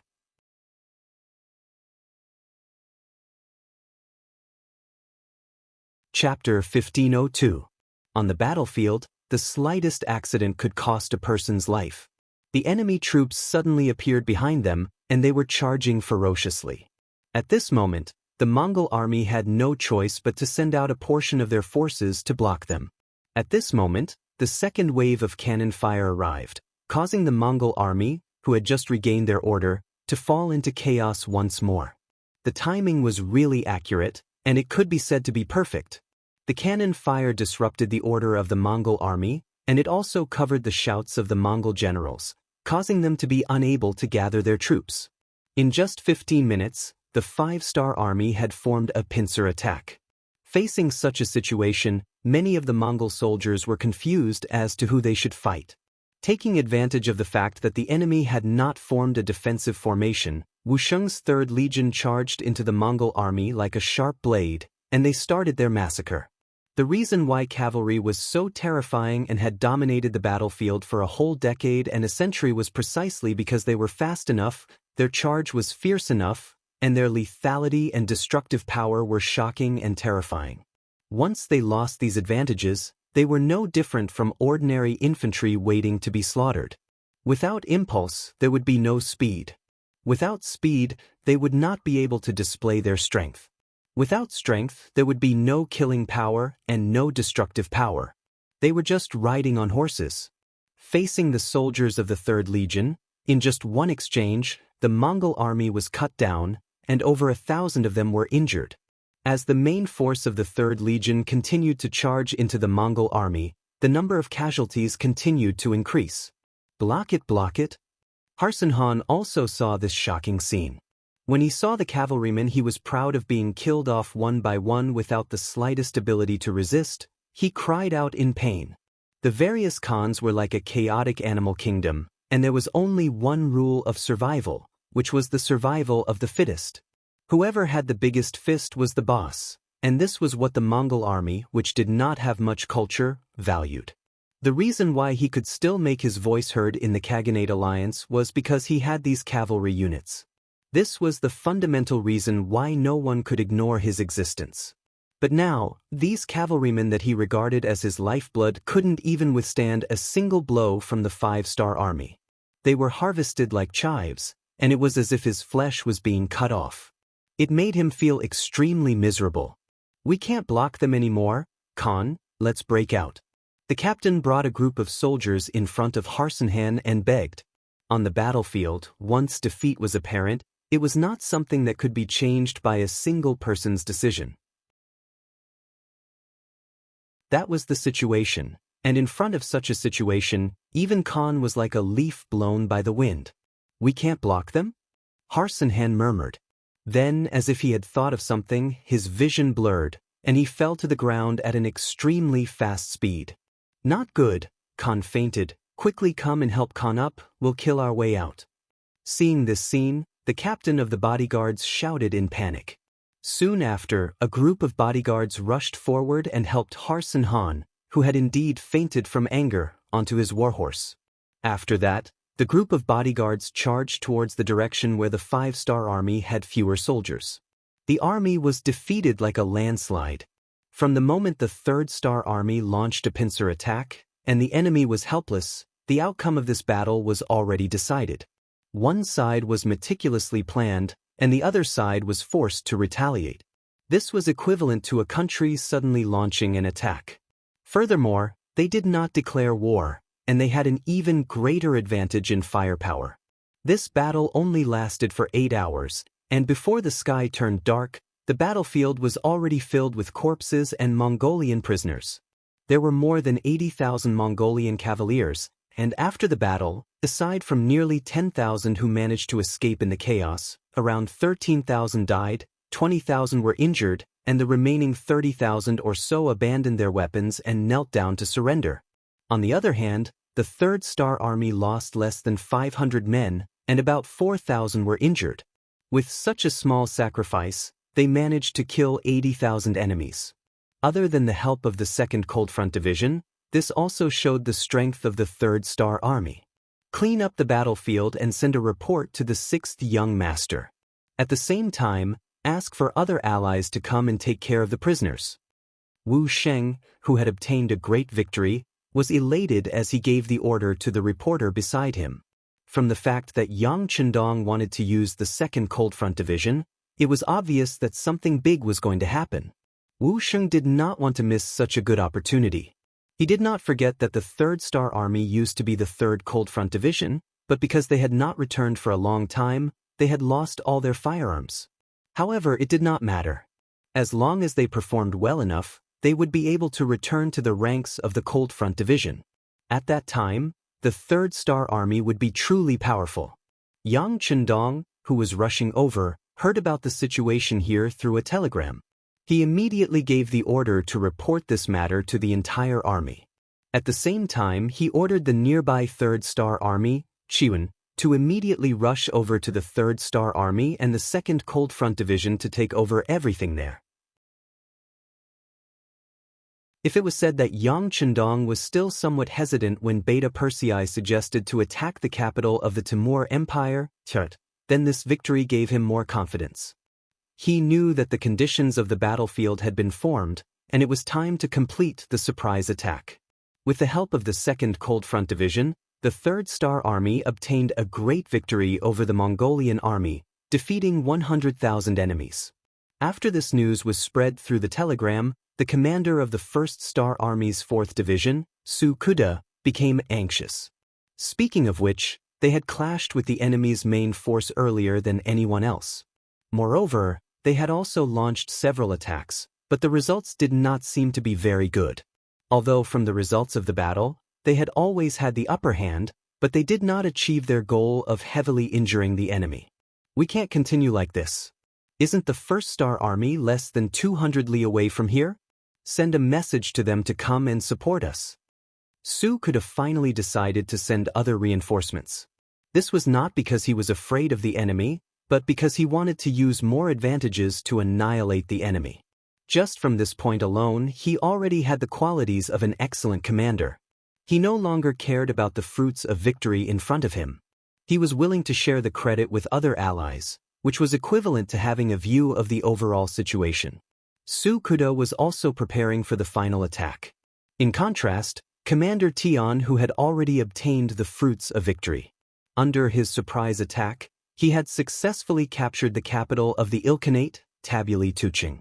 In order to achieve the goal of not letting the news leak out, the 4 divisions of the army attacked the 4 gates to ensure that no one could escape the city and spread the news. The world's #1 cavalry army was indeed worthy of being an existence that was second only to the Black Cavalry in terms of cold weapons. From the moment they launched their attack to the moment they captured the entire Tabuli Tuching, they had only used less than 4 hours. Furthermore, they had achieved their goal of not letting a single enemy escape. After quietly capturing the city, Tian, who did not let the army take down the old flag of the Ilkhanate. On the surface, the city did not look any different from before. This was him fishing, waiting for the enemy to walk into the trap. Although Tian, who did not know who would appear here, his intuition and the pattern of the battle told him that there would definitely be enemies here. After 6 days, not a single enemy appeared. Instead, many Mongolian soldiers and civilians were executed because they were hostile to the 5-Star Army. Letting the world's #1 cavalry army do the work of a third-rate army was indeed a waste of talent. Some of the soldiers had their own opinions about this. Looking at the battlefield, the other allied forces had already made contributions, but the world's #1 cavalry army had only chosen to wait, making them feel sullen. Regarding this, Tian, who used his aura to suppress it. However, at this moment, his heart wavered a little. If he only obtained this bit of merit in this battle, then he was somewhat unqualified to be a commander. Finally, on the morning of the 7th day, the scouts outside the city reported that they had seen a large number of Mongolian soldiers outside the city. At this time, they were moving in the direction of the city. Hearing that there was finally an enemy who had taken the bait, Tian, who immediately became spirited. The 5-Star Army soldiers in the city also changed from their previous dispirited state to full of vigor. At this time, about 5 li away from the city, a group of about 30,000 people was slowly making their way into the city. Leading them was the Ivan Khanate's Harsan Khan, as well as the 20,000 Kazakh Khanate cavalry led by Alating. After the defeat, Harsan Khan had killed his way out of the encirclement under the protection of his personal guards. Following that, he gathered the remaining soldiers and gathered about 10,000 people. After that, he met the 20,000 Kazakh cavalry who were coming to support him. Thus, he mixed them into one army and retreated to Tabuli Tuching. At the same time, he reorganized his army and looked for an opportunity to fight again. Harsan Khan did not admit defeat because he did not know what had happened on the other battlefields. He only thought that it was his own army that had lost. Then he still had 200,000 cavalry at his disposal. Moreover, as long as he could hold on, the other Khanates might continue to send reinforcements. Harsan Khan was not discouraged as there was still hope to turn defeat into victory. Gathering the 20,000 Kazakh cavalry was the first step. The 30,000 cavalry, under the leadership of Harsan Khan, turned around and headed towards Tabuli Tuching. At this time, no one would have thought that their base was no longer under their control and had become a graveyard. After knowing the exact number of enemies, Tian Hu knew that it was not realistic to want to destroy them in the city. Once the enemy found out that the commander guarding the city had changed, he was afraid that the first thing they would do was to escape. Thus, he had waited for 6 days in vain. This result was unacceptable to Tian Hu.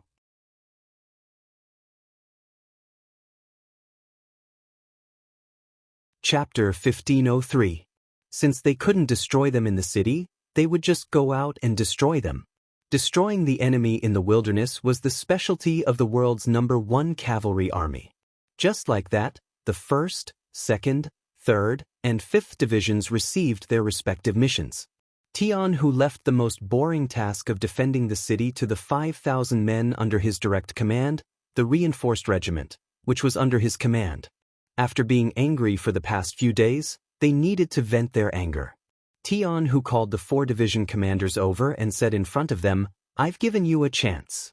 If you can't stop these 30,000 enemies, then you don't need to stay in the position of division commanders and become a joke to others." No matter what method he used, Tian Hu was able to raise the morale of the 4 division commanders. When Harsanhan led his army to the city gates and saw the tightly shut gates, he angrily cursed. The flags of the Ilkhanate that were originally placed on top of the city gates were all pulled out and thrown onto the city walls. Instead, they were replaced with bright-colored flags of the 5 stars. Tian Hu also officially appeared on the city walls and ordered the soldiers below to use their bows and arrows to shoot down from above. The arrows fell like rain and landed in the Mongolian army's camp, causing waves of mournful cries. Tian Hu took the initiative to attack, which was equivalent to giving the order to attack. Outside the city, the 4 cavalry divisions that had been lying in ambush, a total of 40,000 men, suddenly appeared. They locked down all the escape routes of the Mongol army and charged in from the outside, reaping the lives of the Mongol cavalry. The world's #1 cavalry army's warriors, who had been fighting with all their might, finally had a chance to vent their anger. At this time, they all wanted to bring out all their skills and use all their strength to wave their arms. Therefore, they could only use 90% of their strength, not 80%. The First Army's cavalry was so fierce, and with the sudden attack, they quickly broke through the 3 defense lines that Harsanhan had set up. Seeing that the 4th defense line was about to be broken, Harsanhan's face became incomparably pale. He did not know why his own Khan Dabuli had been captured. He did not know at all. He also did not know why these 5-star troops appeared here. All he could do now was to reprimand General Dexy, and reprimand him and the Kazakh cavalry for their incompetence. In his view, there were 20,000 Kazakh cavalry, and with his 10,000 troops, there were 30,000 people. The Han army only had 40,000 people, which was 10,000 more than them. Even if they couldn't win, they shouldn't have lost so miserably. It was impossible that they didn't even have a chance to break out. He completely treated General Dexy as his subordinate and scolded him. Even Alateng couldn't stand it, not to mention General Dexy himself. No matter what, he is still a general of the Kazakh Khanate and not a subordinate of Harsan Khan. Even if you have something to discuss, you should discuss it with him and not scold him like a dog. After being scolded, the anger in Dexy's heart was getting bigger and bigger. This time, when he came to the battlefield, he didn't have any opportunity to show off. He encountered Harsan Han and was brought here. Then he was inexplicably attacked. If it was anyone else, they would have already been incomparably depressed. This scolding made his heart even angrier, but he didn't have a suitable opportunity to vent. Enough, I am a general of the Kazakh Khaganate, not your Ilkhanate's general. At this moment, Dexy wanted to shout out his thoughts. But he didn't dare to do so. Among the Kaganates, Kazakh was the first to fight with the five-star army. Because their geographical location was very close to the Ili region, they had invested a large number of troops early on. As a result, their losses were very serious. For example, Janilbek Khan's younger brother, Kelii, was captured by the five-star army. Many of the country's generals were killed, and a second-rate general like Kelii was now in charge of military power. Dexy had some ability, otherwise, he wouldn't be in charge of 20,000 soldiers. But his personality was too weak, and he was a bit timid. Because of this, his career had never been smooth. This time, he came to support the Ilkhanate because there were no generals in the Khaganate, which gave him the opportunity. If it was anyone else who was scolded like this by Harsanhan, they would have been furious and refuted. But Dexy didn't have such courage, and this naturally had a lot to do with his personality. But this didn't mean that he wasn't angry. When he left the Great Khan's tent and returned to his own tent, the more he thought about it, the angrier he became. When he heard how brave the five-star army was and how it was only a matter of time, he couldn't see the slightest future. It was also at this time that the guard captain Wang Lin proposed to him to surrender the five-star army. This was because he understood Dexy. He knew that this person's personality was weak and that he was indecisive when doing things. If it was any other general, the guard captain wouldn't dare to be so direct. And after he said this, Dexy didn't have any intention of blaming him. On the contrary, he was quite hesitant.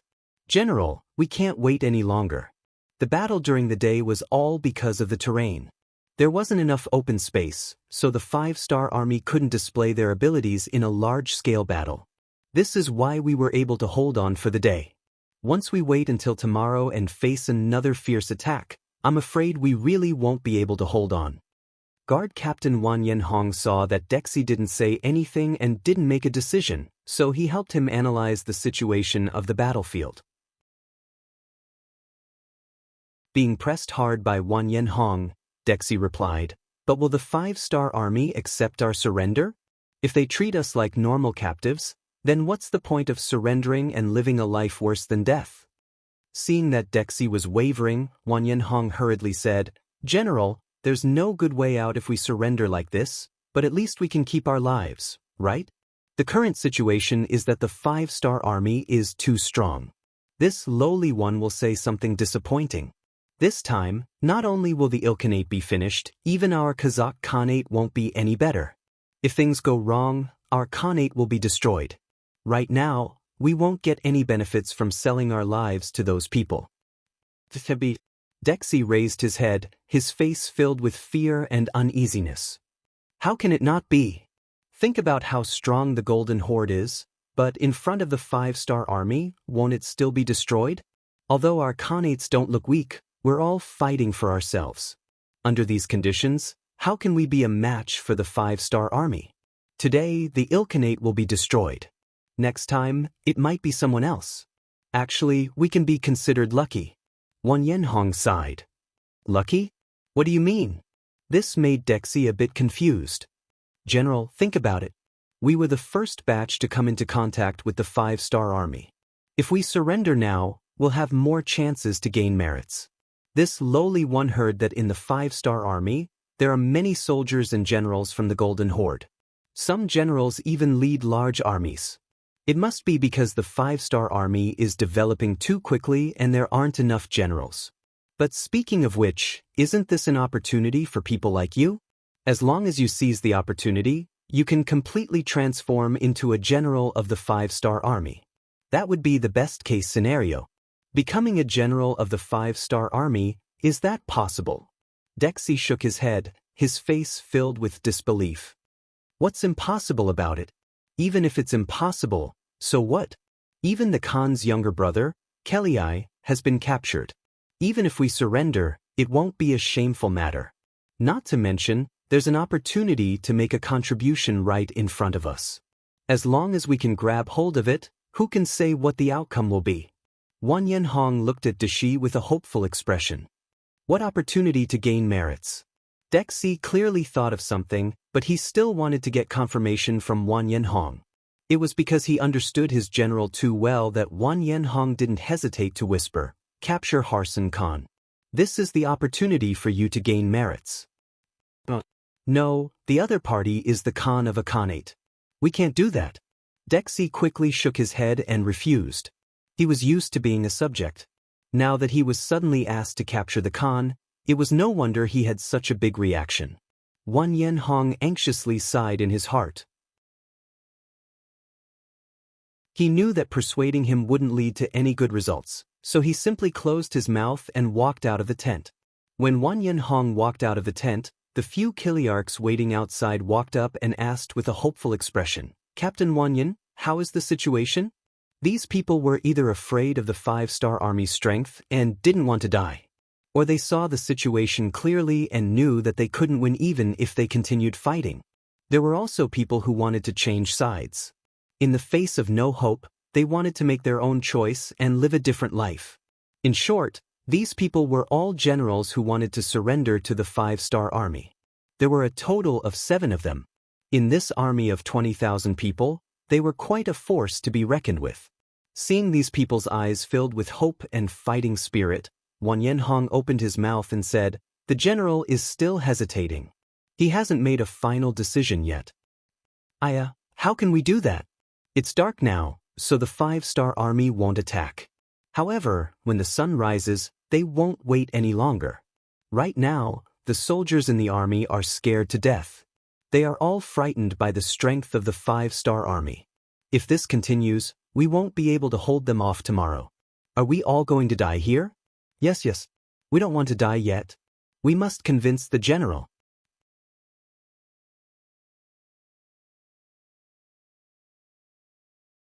Chapter 1504. Translator, Endless Fantasy Translation Editor. Endless Fantasy Translation, yes, we have to convince the general. Listen to my instructions. Wang Yanhong nodded. How could he not see that the army had lost their will to fight and morale? How could they win a battle with such an army? Right now, the only option left for them was to surrender. Since Dashi couldn't understand, they would force him to make a decision. Wang Yanhong's eyes flashed with determination. He had been by the general's side for so many years and he knew what he had to do to convince him. Under Wang Yanhong's leadership, the generals quickly gathered together to discuss a plan. In less than an hour, Wang Yanhong returned to the tent. After all, as the captain of the personal guards, his duty was to protect the general. When Wang Yanhong entered the tent, he saw a scene that made him exasperated. This was because Dashi was already sound asleep and was even snoring. It was really unimaginable that the general could still sleep when the war was so tense. One had to admit that he had a big heart. This also proved that the general didn't have any intention of rebelling. It was also because of this that Wang Yanhong was firm in his decision. He turned and walked out of the tent. He nodded to the few Kiliarchs who were waiting outside. In half an hour, we will act according to plan. Wang Yanhong's plan was to try his best to convince Dashi. If it really didn't work, then the only way was to mutiny. For the sake of his brothers and himself, he was willing to be the bad guy. After Wang Yanhong said this, he turned and went back into the tent. He laid down on the fur mat in the corner of the tent. That was originally a place for him to rest. Not long after he lay down, there was a sudden shout from outside the tent. The noise was not small, and it woke up Dashi, who was sleeping. What's going on? What's going on?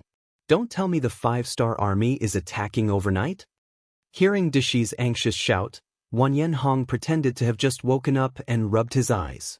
He asked, "Who's making a racket outside?" "It's us." Following this voice, several figures walked into the tent. Upon closer inspection, they were none other than the Kiliarchs who had been waiting outside for news. All of a sudden, these people squeezed into the tent, making it seem a little crowded. Dashi was also shocked by these figures. He instinctively reached for the scimitar beside the bed. Fortunately, Wang Yanhong stood out and blocked Dashi. He then looked at these Kiliarchs with a questioning expression and shouted, "What are you doing?" "Captain Wang Yan, don't panic. We are here to report the military situation." The leading Kiliarch knelt on the ground with a thud and said in a tearful voice, "Reporting to General, this lowly one has just spent a lot of money to obtain information from Ili Khan's army. Harsun Khan has already ordered us to take the lead and launch a counterattack against the 5-star army tomorrow morning, and then kill a way out for them. General, there is no need to mention the strength of the 5-star army. What is the difference between doing this and committing suicide? Harsun Khan is not our Kazakh Great Khan. There is no need for us to make such sacrifices for him. That's right. They don't even see us as humans. There is no need for us to work for them. General, please give the order. We will break out of the encirclement tonight. Even if we die, we will not serve Harsun Khan. The generals below all spoke one after another, expressing their strong dissatisfaction with Ili Khan Harsun Khan. When Dashi heard all of this, his face turned even redder. At this time, he had no time to distinguish whether this news was true or false. He thought of how Harsun Khan had cursed him during the day. He was already angry to begin with. He really wanted to ignore Harsun Khan and lead his troops to kill their way out. At that time, it would be lucky if they could charge out, but if they couldn't, then it would be his fate to die on the battlefield. However, his hesitant personality came into play at this time. Dashi still hesitated. He didn't want his soldiers to be wronged, but he also didn't want to become enemies with Harsun Khan. Therefore, he didn't know what to do. Looking at this time, Dashi still didn't make a final decision. Wan Yanhong, who was at the side, decided to press on and force him to make a decision. He stepped forward and said, "General, I can understand your feelings. As a subject, as a general, we should listen to the orders of the monarch. But the problem is that we are not people of the Ili Khanate. If the 5-star army didn't appear, then our 2 Khanates would have fought at any time. Is it worth it for us to protect such a person with our lives? Moreover, whether or not we can protect Harsun Khan's life is another matter. However, we brothers will definitely die here. Please take into account that we have all followed the general for so many years and give us a way out." A way out? Dashi once again remembered what Wan Yanhong had said to him. At that time, because of his many years of subordinate mentality, when he heard that he would do something unfavorable to the Great Khan, he didn't even think about it and refused. If he really did that, then he would be a traitor to the entire Khanate alliance and would be punished by everyone. He quickly shook his head and said, "No, no, although Harsun Khan isn't our Great Khan, he is one of the Great Khans recognized by the Khanate alliance. As subjects, we can't have such thoughts. Generals, please don't say any more. Tomorrow morning, I will find Harsun Khan and make him give up on the idea of sending troops to take the lead." Dashi's words were completely self-deceiving. With his personality, how could he argue in front of Harsun Khan? Obviously, he couldn't. This was just his words of comfort. It was because he didn't have the courage to make a choice and didn't have the courage to say no to his superiors that he had to lie to these Kiliarchs. This was a matter of the inheritance and education of the Khanate. In order for their rule to be passed down for 10,000 years or even longer, these Great Khans had instilled in their generals, soldiers, and people the idea of loyalty to the Great Khan. They let them know that the Great Khan was the chosen one and they could decide all life and death. On the other hand, no one was allowed to have any thoughts about the Great Khan. Otherwise, it would be going against the will of the heavens and everyone would have the right to punish them. It was this product of Dexi's education that made him want to protect the safety of the Great Khan even in the face of life and death. Even if the Great Khan was not from his own country, he was still very important in his eyes. All right, everyone disperse first. Harsun Khan said that he has already reported this matter to the outside. Soon, there will be reinforcements coming. As long as we can hold on until then, everyone will be fine. At that time, Harsun Khan will definitely reward us according to our contributions, Dashi wasn't stupid and knew how to use this method to unite the people. He gave everyone hope and drew a beautiful blueprint in front of them. This way, not only could he stabilize the people's hearts, but when the battle broke out, everyone would be able to use their full strength. However, this kind of ordinary method was destined to fail today. Who didn't know that because of the sudden appearance of the 5-star army, they didn't have time to send people to ask for reinforcements? So where did this so-called reinforcements come from? They didn't know what happened here at all, okay? Seeing that Dashi still wanted to deceive them at this time, everyone's expression became unfriendly. Since this kind of persuasion didn't work, there was only one last method left. Thinking of this, everyone's gaze landed on the personal guard captain Wang Yanhong. Of course, Wang Yanhong knew what everyone wanted to do. To be honest, this was the last step. If there was any other method, he wouldn't want to do it.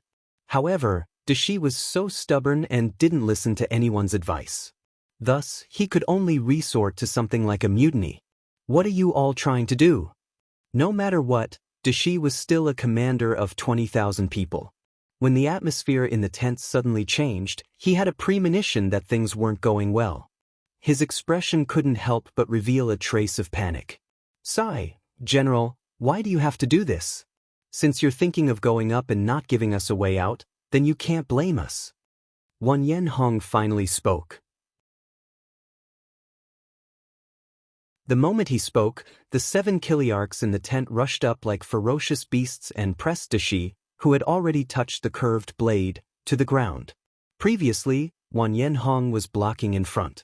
Now that this personal guard captain wasn't there to help, Daoist instantly became a prisoner.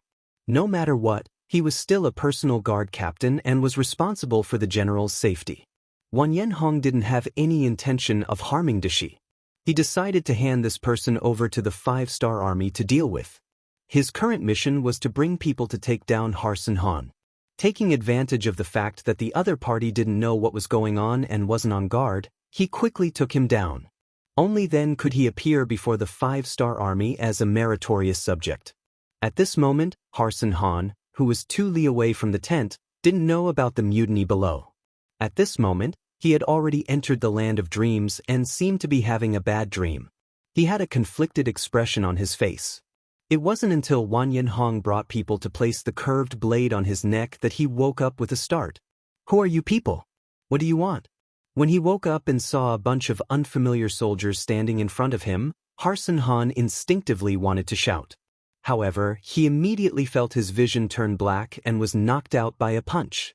The person who made the move was Wang Yanhong. He only knocked Harsun Han out because he didn't want to cause any more trouble. Now that the people who should be controlled were under control, he personally said to a Chiliarch beside him, "I'll leave the matters at home to you guys. I'm going to the 5-star army's main camp now." "Captain Wang Yan, are you going to go personally?" The Chiliarch was a little nervous. In his opinion, before he understood the 5-star army's attitude, there was no harm in sending someone else to communicate with them first. It was the best plan. "Yes, I'll go personally. If I send someone else, they won't be able to explain clearly." Wang Yanhong chuckled. Then he brought a healthy horse and galloped out of the main camp.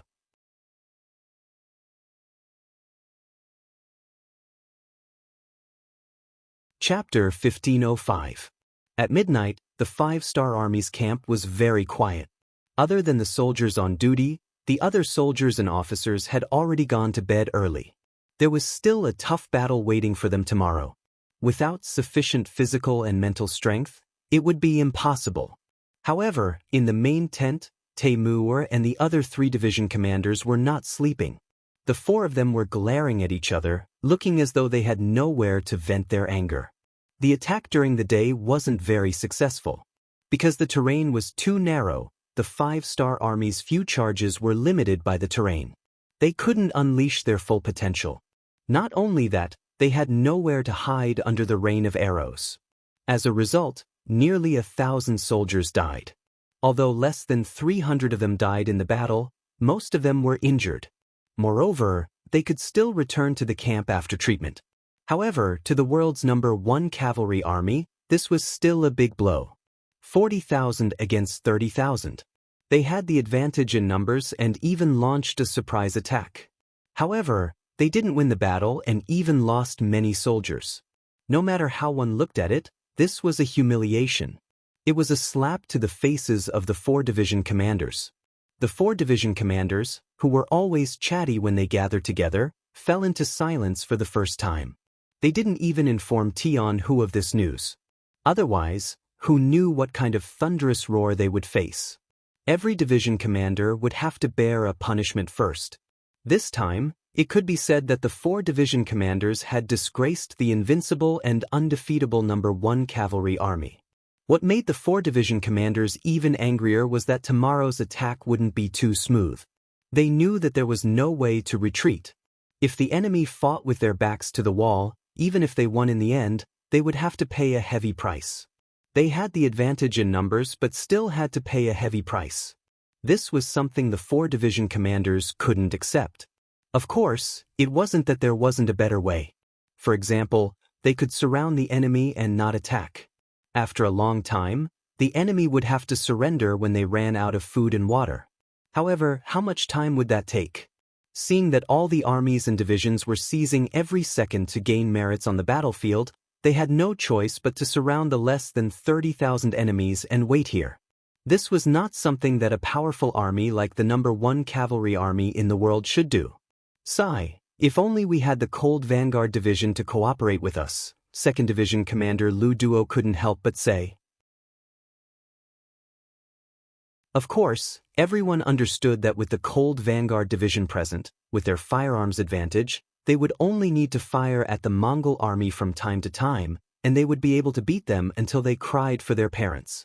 It was not impossible for them to surrender without fighting. Alright, in the past, we didn't need the help of the Cold Vanguard Division. Now we can do the same. Let's think of a better way. The 5th Division's division commander Gong Feng spoke up. Speaking of which, among the 4 division commanders, he was the last to enter the 1st Cavalry Army. However, the other 3 division commanders did not dare to treat his words carelessly. Who didn't know that Gong Feng's teacher was Yang Chendong? With this relationship, he was someone who could reach the heavens. This was something that Mu, Lu Duo, and Hubo could not compare to. After complaining, the 4 of them sat together to think of a solution. However, due to the narrow terrain, they really didn't have any good ideas. The greatest advantage of the 1st Cavalry Army was 2. The first was their ferocious attacks. They were skilled in horsemanship and were good at using dual blades. Often, they would be able to catch the enemy off guard and win from there. Secondly, they had the Big Dipper crossbow, which was a close combat killing weapon. This allowed them to win against many enemies despite being outnumbered. However, no matter which one it was, they needed to be in close combat with the enemy to be able to display their advantage. Once they were restricted by the terrain, their battle strength would be greatly reduced. This was also the reason why the 4 division commanders had such a headache. Sigh, if only the enemy would surrender. 1st Division Commander Mu scratched his head and said with a silly look. His words also attracted the laughter of the other 3 teachers, which eased the originally oppressive atmosphere a little. However, everyone knew that it was impossible for the enemy to surrender. At least now was not the time for the enemy to see their true strength. Moreover, Harsenhan was still the great Khan of a country. How could he choose to surrender when he was not completely defeated? Unless it was a mutiny? Reporting. Just as the 4 division commanders were laughing and racking their brains to come up with a solution, the voice of the guard outside the door rang out. Reporting to the 4 division commanders. A person who claims to be Wang Lin broke into the camp and has been caught by our soldiers.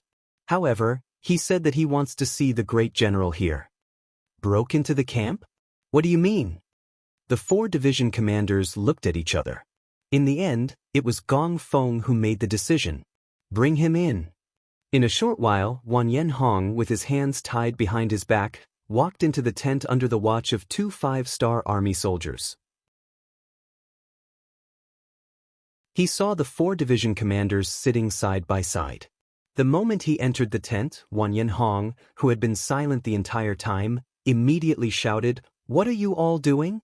Is this the treatment for those who voluntarily surrender? If that's the case, then you can kill me." Wang Yanhong said preemptively. He wanted the teacher to snatch the person away. Only then would he be able to take the initiative in the following conversation. However, it was a pity that facing the 4 division commanders who had walked out of a mountain of blades and a sea of flames, their powerful auras still scared him, causing his body to tremble uncontrollably. All of this was clearly seen by the 4 division commanders. They knew that Wang Yanhong was trembling out of fear, but Gong Feng and the other 3 division commanders didn't take the initiative to expose him. This was because they were also very curious. What was Wang Yanhong doing here at this time? What did he mean by taking the initiative to surrender just now? Come, untie him and give him a seat. Gong Feng spoke on behalf of the 4 division commanders. The 2 guards weren't worried that Wan Yanhong would play any tricks. Which of the 4 division commanders in front of them wasn't a match for 100 or 1,000 men? Why would they worry about a surrendered general who didn't have a weapon? Immediately, the ropes were untied and a chair was placed in front of him. Even though he was still a bit scared, Wan Yanhong still forced himself to be calm and sat on the chair. Following that, his gaze swept across the faces of the 4 division commanders. The 2 guards had already retreated, leaving only 5 people in the large tent. In a situation where no one spoke, the atmosphere was a bit frighteningly quiet. This was especially true for Wan Yanhong. When he felt the pressure from the 4 division commanders who were filled with killing intent, it was impossible for him to pretend to be calm. Large amounts of sweat began to flow out from his forehead. Even though the weather at this time didn't exceed 10 degrees at night, Wan Yanhong still felt his body heat up and his heart was fluttering. Just when he felt that he couldn't withstand this aura anymore, Gong Feng spoke. It was as if a blazing sun shone on his body in the cold winter, causing him to feel warmth all over his body. You're called Wan Yanhong? Don't be nervous. What did you mean by surrendering? Oh, this little one is called Wan Yanhong. I'm the personal guard captain of General Dexi sent by the Kazakh Khanate. This time I came here to... Wan Yanhong repeated what he had wanted to say in his heart. At this time, he still kept a secret. He only said that if he surrendered, would the 5-star army accept them and how they would be treated. He didn't say that he had already controlled General Dexi and Harsenhan from the Ilkhanate. Wan Yanhong wasn't sure if the 5-star army would accept his surrender. If they couldn't accept it, then he would just fight. His principle was that if someone didn't let him have an easy time, then he wouldn't let them have an easy time either. Wan Yanhong's tone was probing. When the other 3 division commanders heard this, they all revealed an impatient expression. They thought that Wan Yanhong was negotiating with them. How could the world's #1 cavalry army allow a defeated army to negotiate with them? On the other hand, Gong Feng gave the other 3 division commanders a look to calm them down. Then he laughed and said, Wanyan, it should be a big surname. I wonder if General Wan Yanhong is related to it? It had to be said that this was the benefit of studying. Gong Feng was Yang Chendong's student, so he naturally knew a lot. When he asked this question, Wan Yanhong's body shook and he lowered his head. Looking at this scene, Gong Feng's intuition told him that Wan Yanhong should be related to the Wanyan clan. He laughed and said, What? Is there something that you can't say? No. Since the general has asked, there's no harm in telling you. Actually, my ancestor is the Wanyan clan. We were defeated by the Kazakh Khanate and became their captives. Because my performance was good, General Dexi took a fancy to me and appointed me as the captain of the Kazakh Khanate. When Wan Yanhong spoke of this, he could clearly feel the heaviness in his heart. Although it was summarized in 2 simple sentences, he must have experienced a lot of things. Moreover, it should be very sad. When he heard this, Gong Feng's expression became better. His intuition told him that this should be a breakthrough that would greatly benefit their following work. Oh, so it's like this. It seems like we have more things to talk about with Brother Wan Yan. At least we have the same enemy, right? The same enemy? Wan Yanhong's face was filled with confusion. Yes, the Kazakh Khanate is our common enemy. If you are willing, we can help your Wanyan clan take revenge. Gong Feng nodded solemnly and said, At that time, as long as we break through the Kazakh Khanate, we can save your suffering clansmen and return them their freedom. At that time, you, Wan Yanhong, will be the benefactor of the entire Wanyan clan. Of course, if you want us to do this, you have to show some sincerity. For example, help us deal with the enemies in front of us.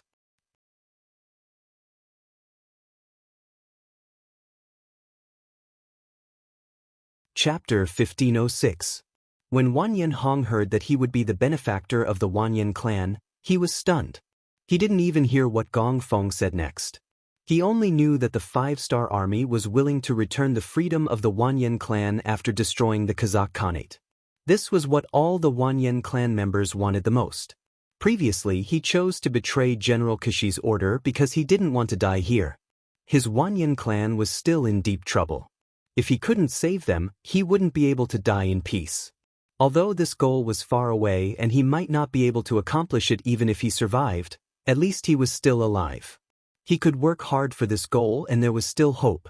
He didn't expect that this hope would become reality so easily. How could Wanyan Hong not be excited?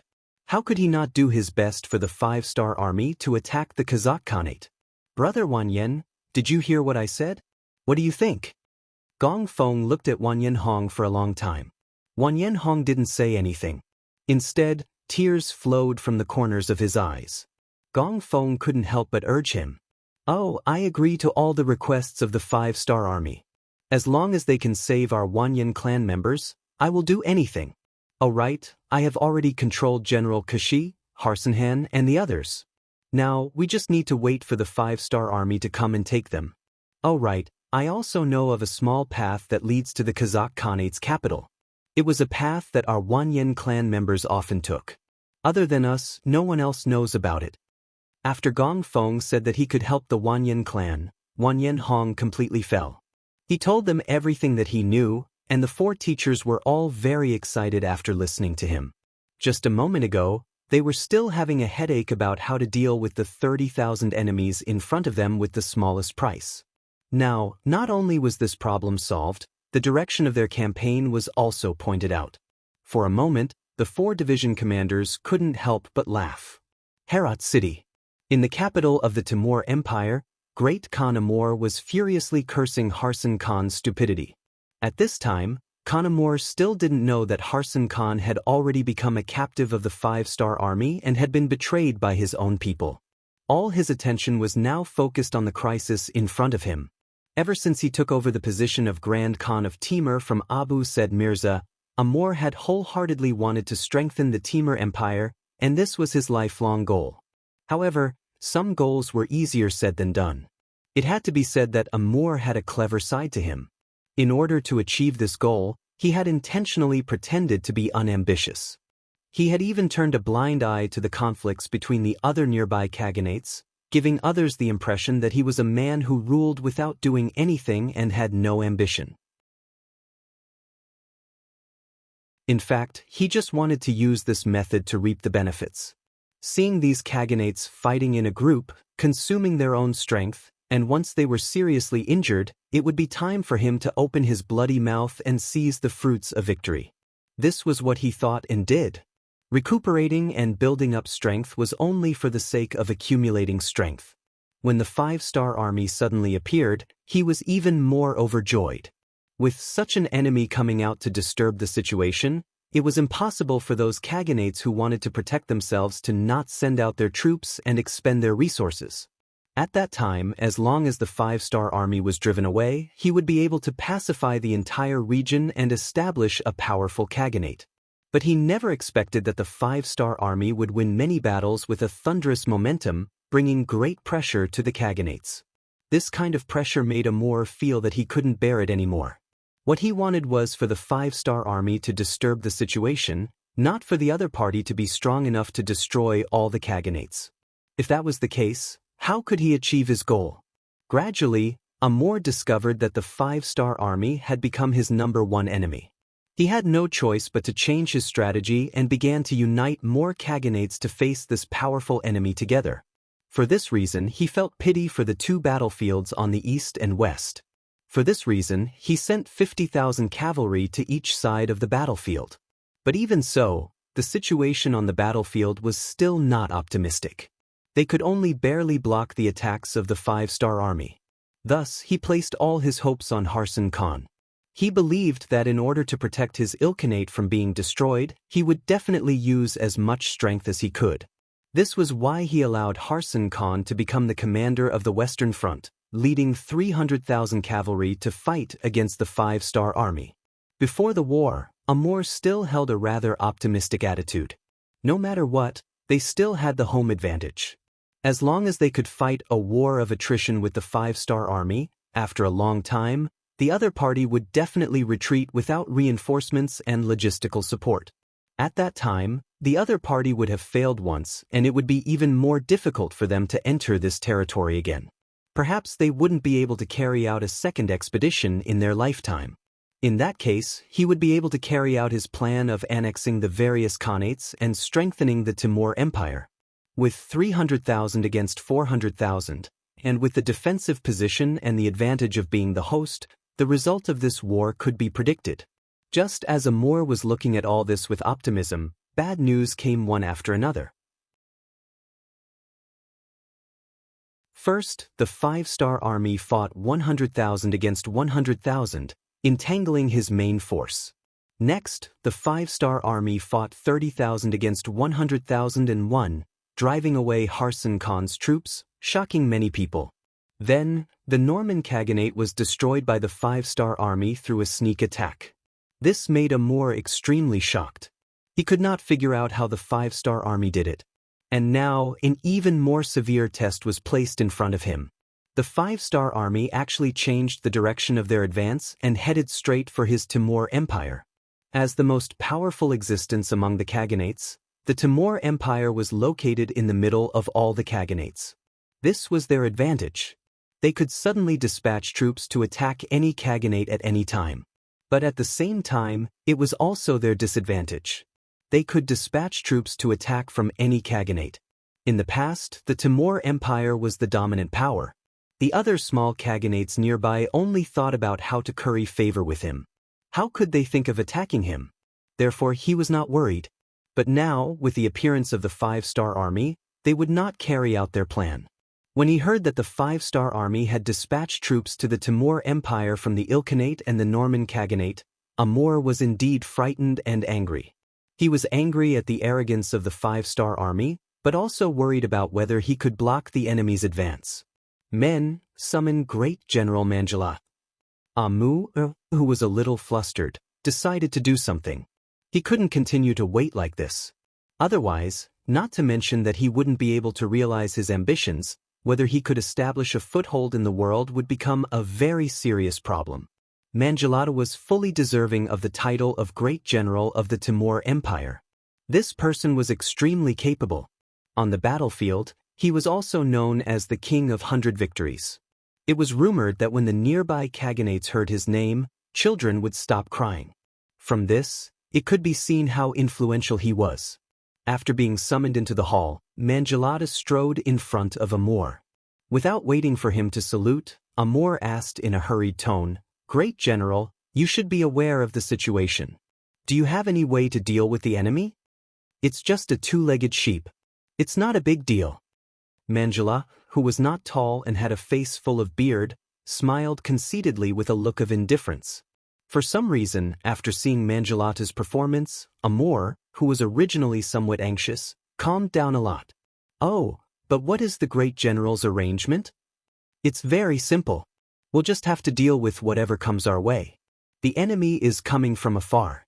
Their provisions will definitely be insufficient. We only need to fight a war of attrition with them. We can delay them until they have no choice but to retreat. Moreover, our Timur Empire has a lot of water plants, mountains, and lakes. We can use this advantageous terrain to deal with them. In short, we don't need to fight a big battle. Our main goal is to harass them. As long as we can hold on for a while, the enemy will have no choice but to consider retreating." Amor nodded in satisfaction after hearing this. However, he felt that the other party had not finished speaking, so he asked tentatively, "But I wonder if there are any other methods?" "Of course there are, Great Khan. We can send people to contact Bangladesh and provide them with gold and silver. Let them send troops to harass the rear of the 5-star army. When the rear is on fire, the 5-star army will not be able to fight a war of attrition with us here. At that time, we can divert the trouble and stabilize the situation." Manjulata's face was full of confidence. Obviously, he had already prepared for this. "Good, this Khan has the Great General's help. It's just a 2-legged sheep. What is there to fear? So, the 250,000 cavalrymen in the country will all be handed over to the Great General. This Khan will wait for the good news of the Great General's victory." Amor laughed and handed over the military power. Over the past few years, the Timur Empire had prepared a total of 350,000 cavalrymen, which was definitely a powerful force. Even when the Golden Horde was at its peak, the Timur Empire still couldn't compare to it. They still had to rely on the Cherkass people and the Alans to fight against the Five-Star Army. Just from this aspect alone, the Timur Empire was clearly a bit more powerful. After handing over everything to Manjula, Amor waited for the final result. He was full of confidence in the great general. At this time, Yang Chendong, who was rushing from the Ilkhanate to the Timur Empire, also learned about Manjulatu from the intelligence department. You're tuning in to the Wang Lin's Journey YouTube channel. Don't forget to subscribe and join us on this journey to catch the most captivating stories.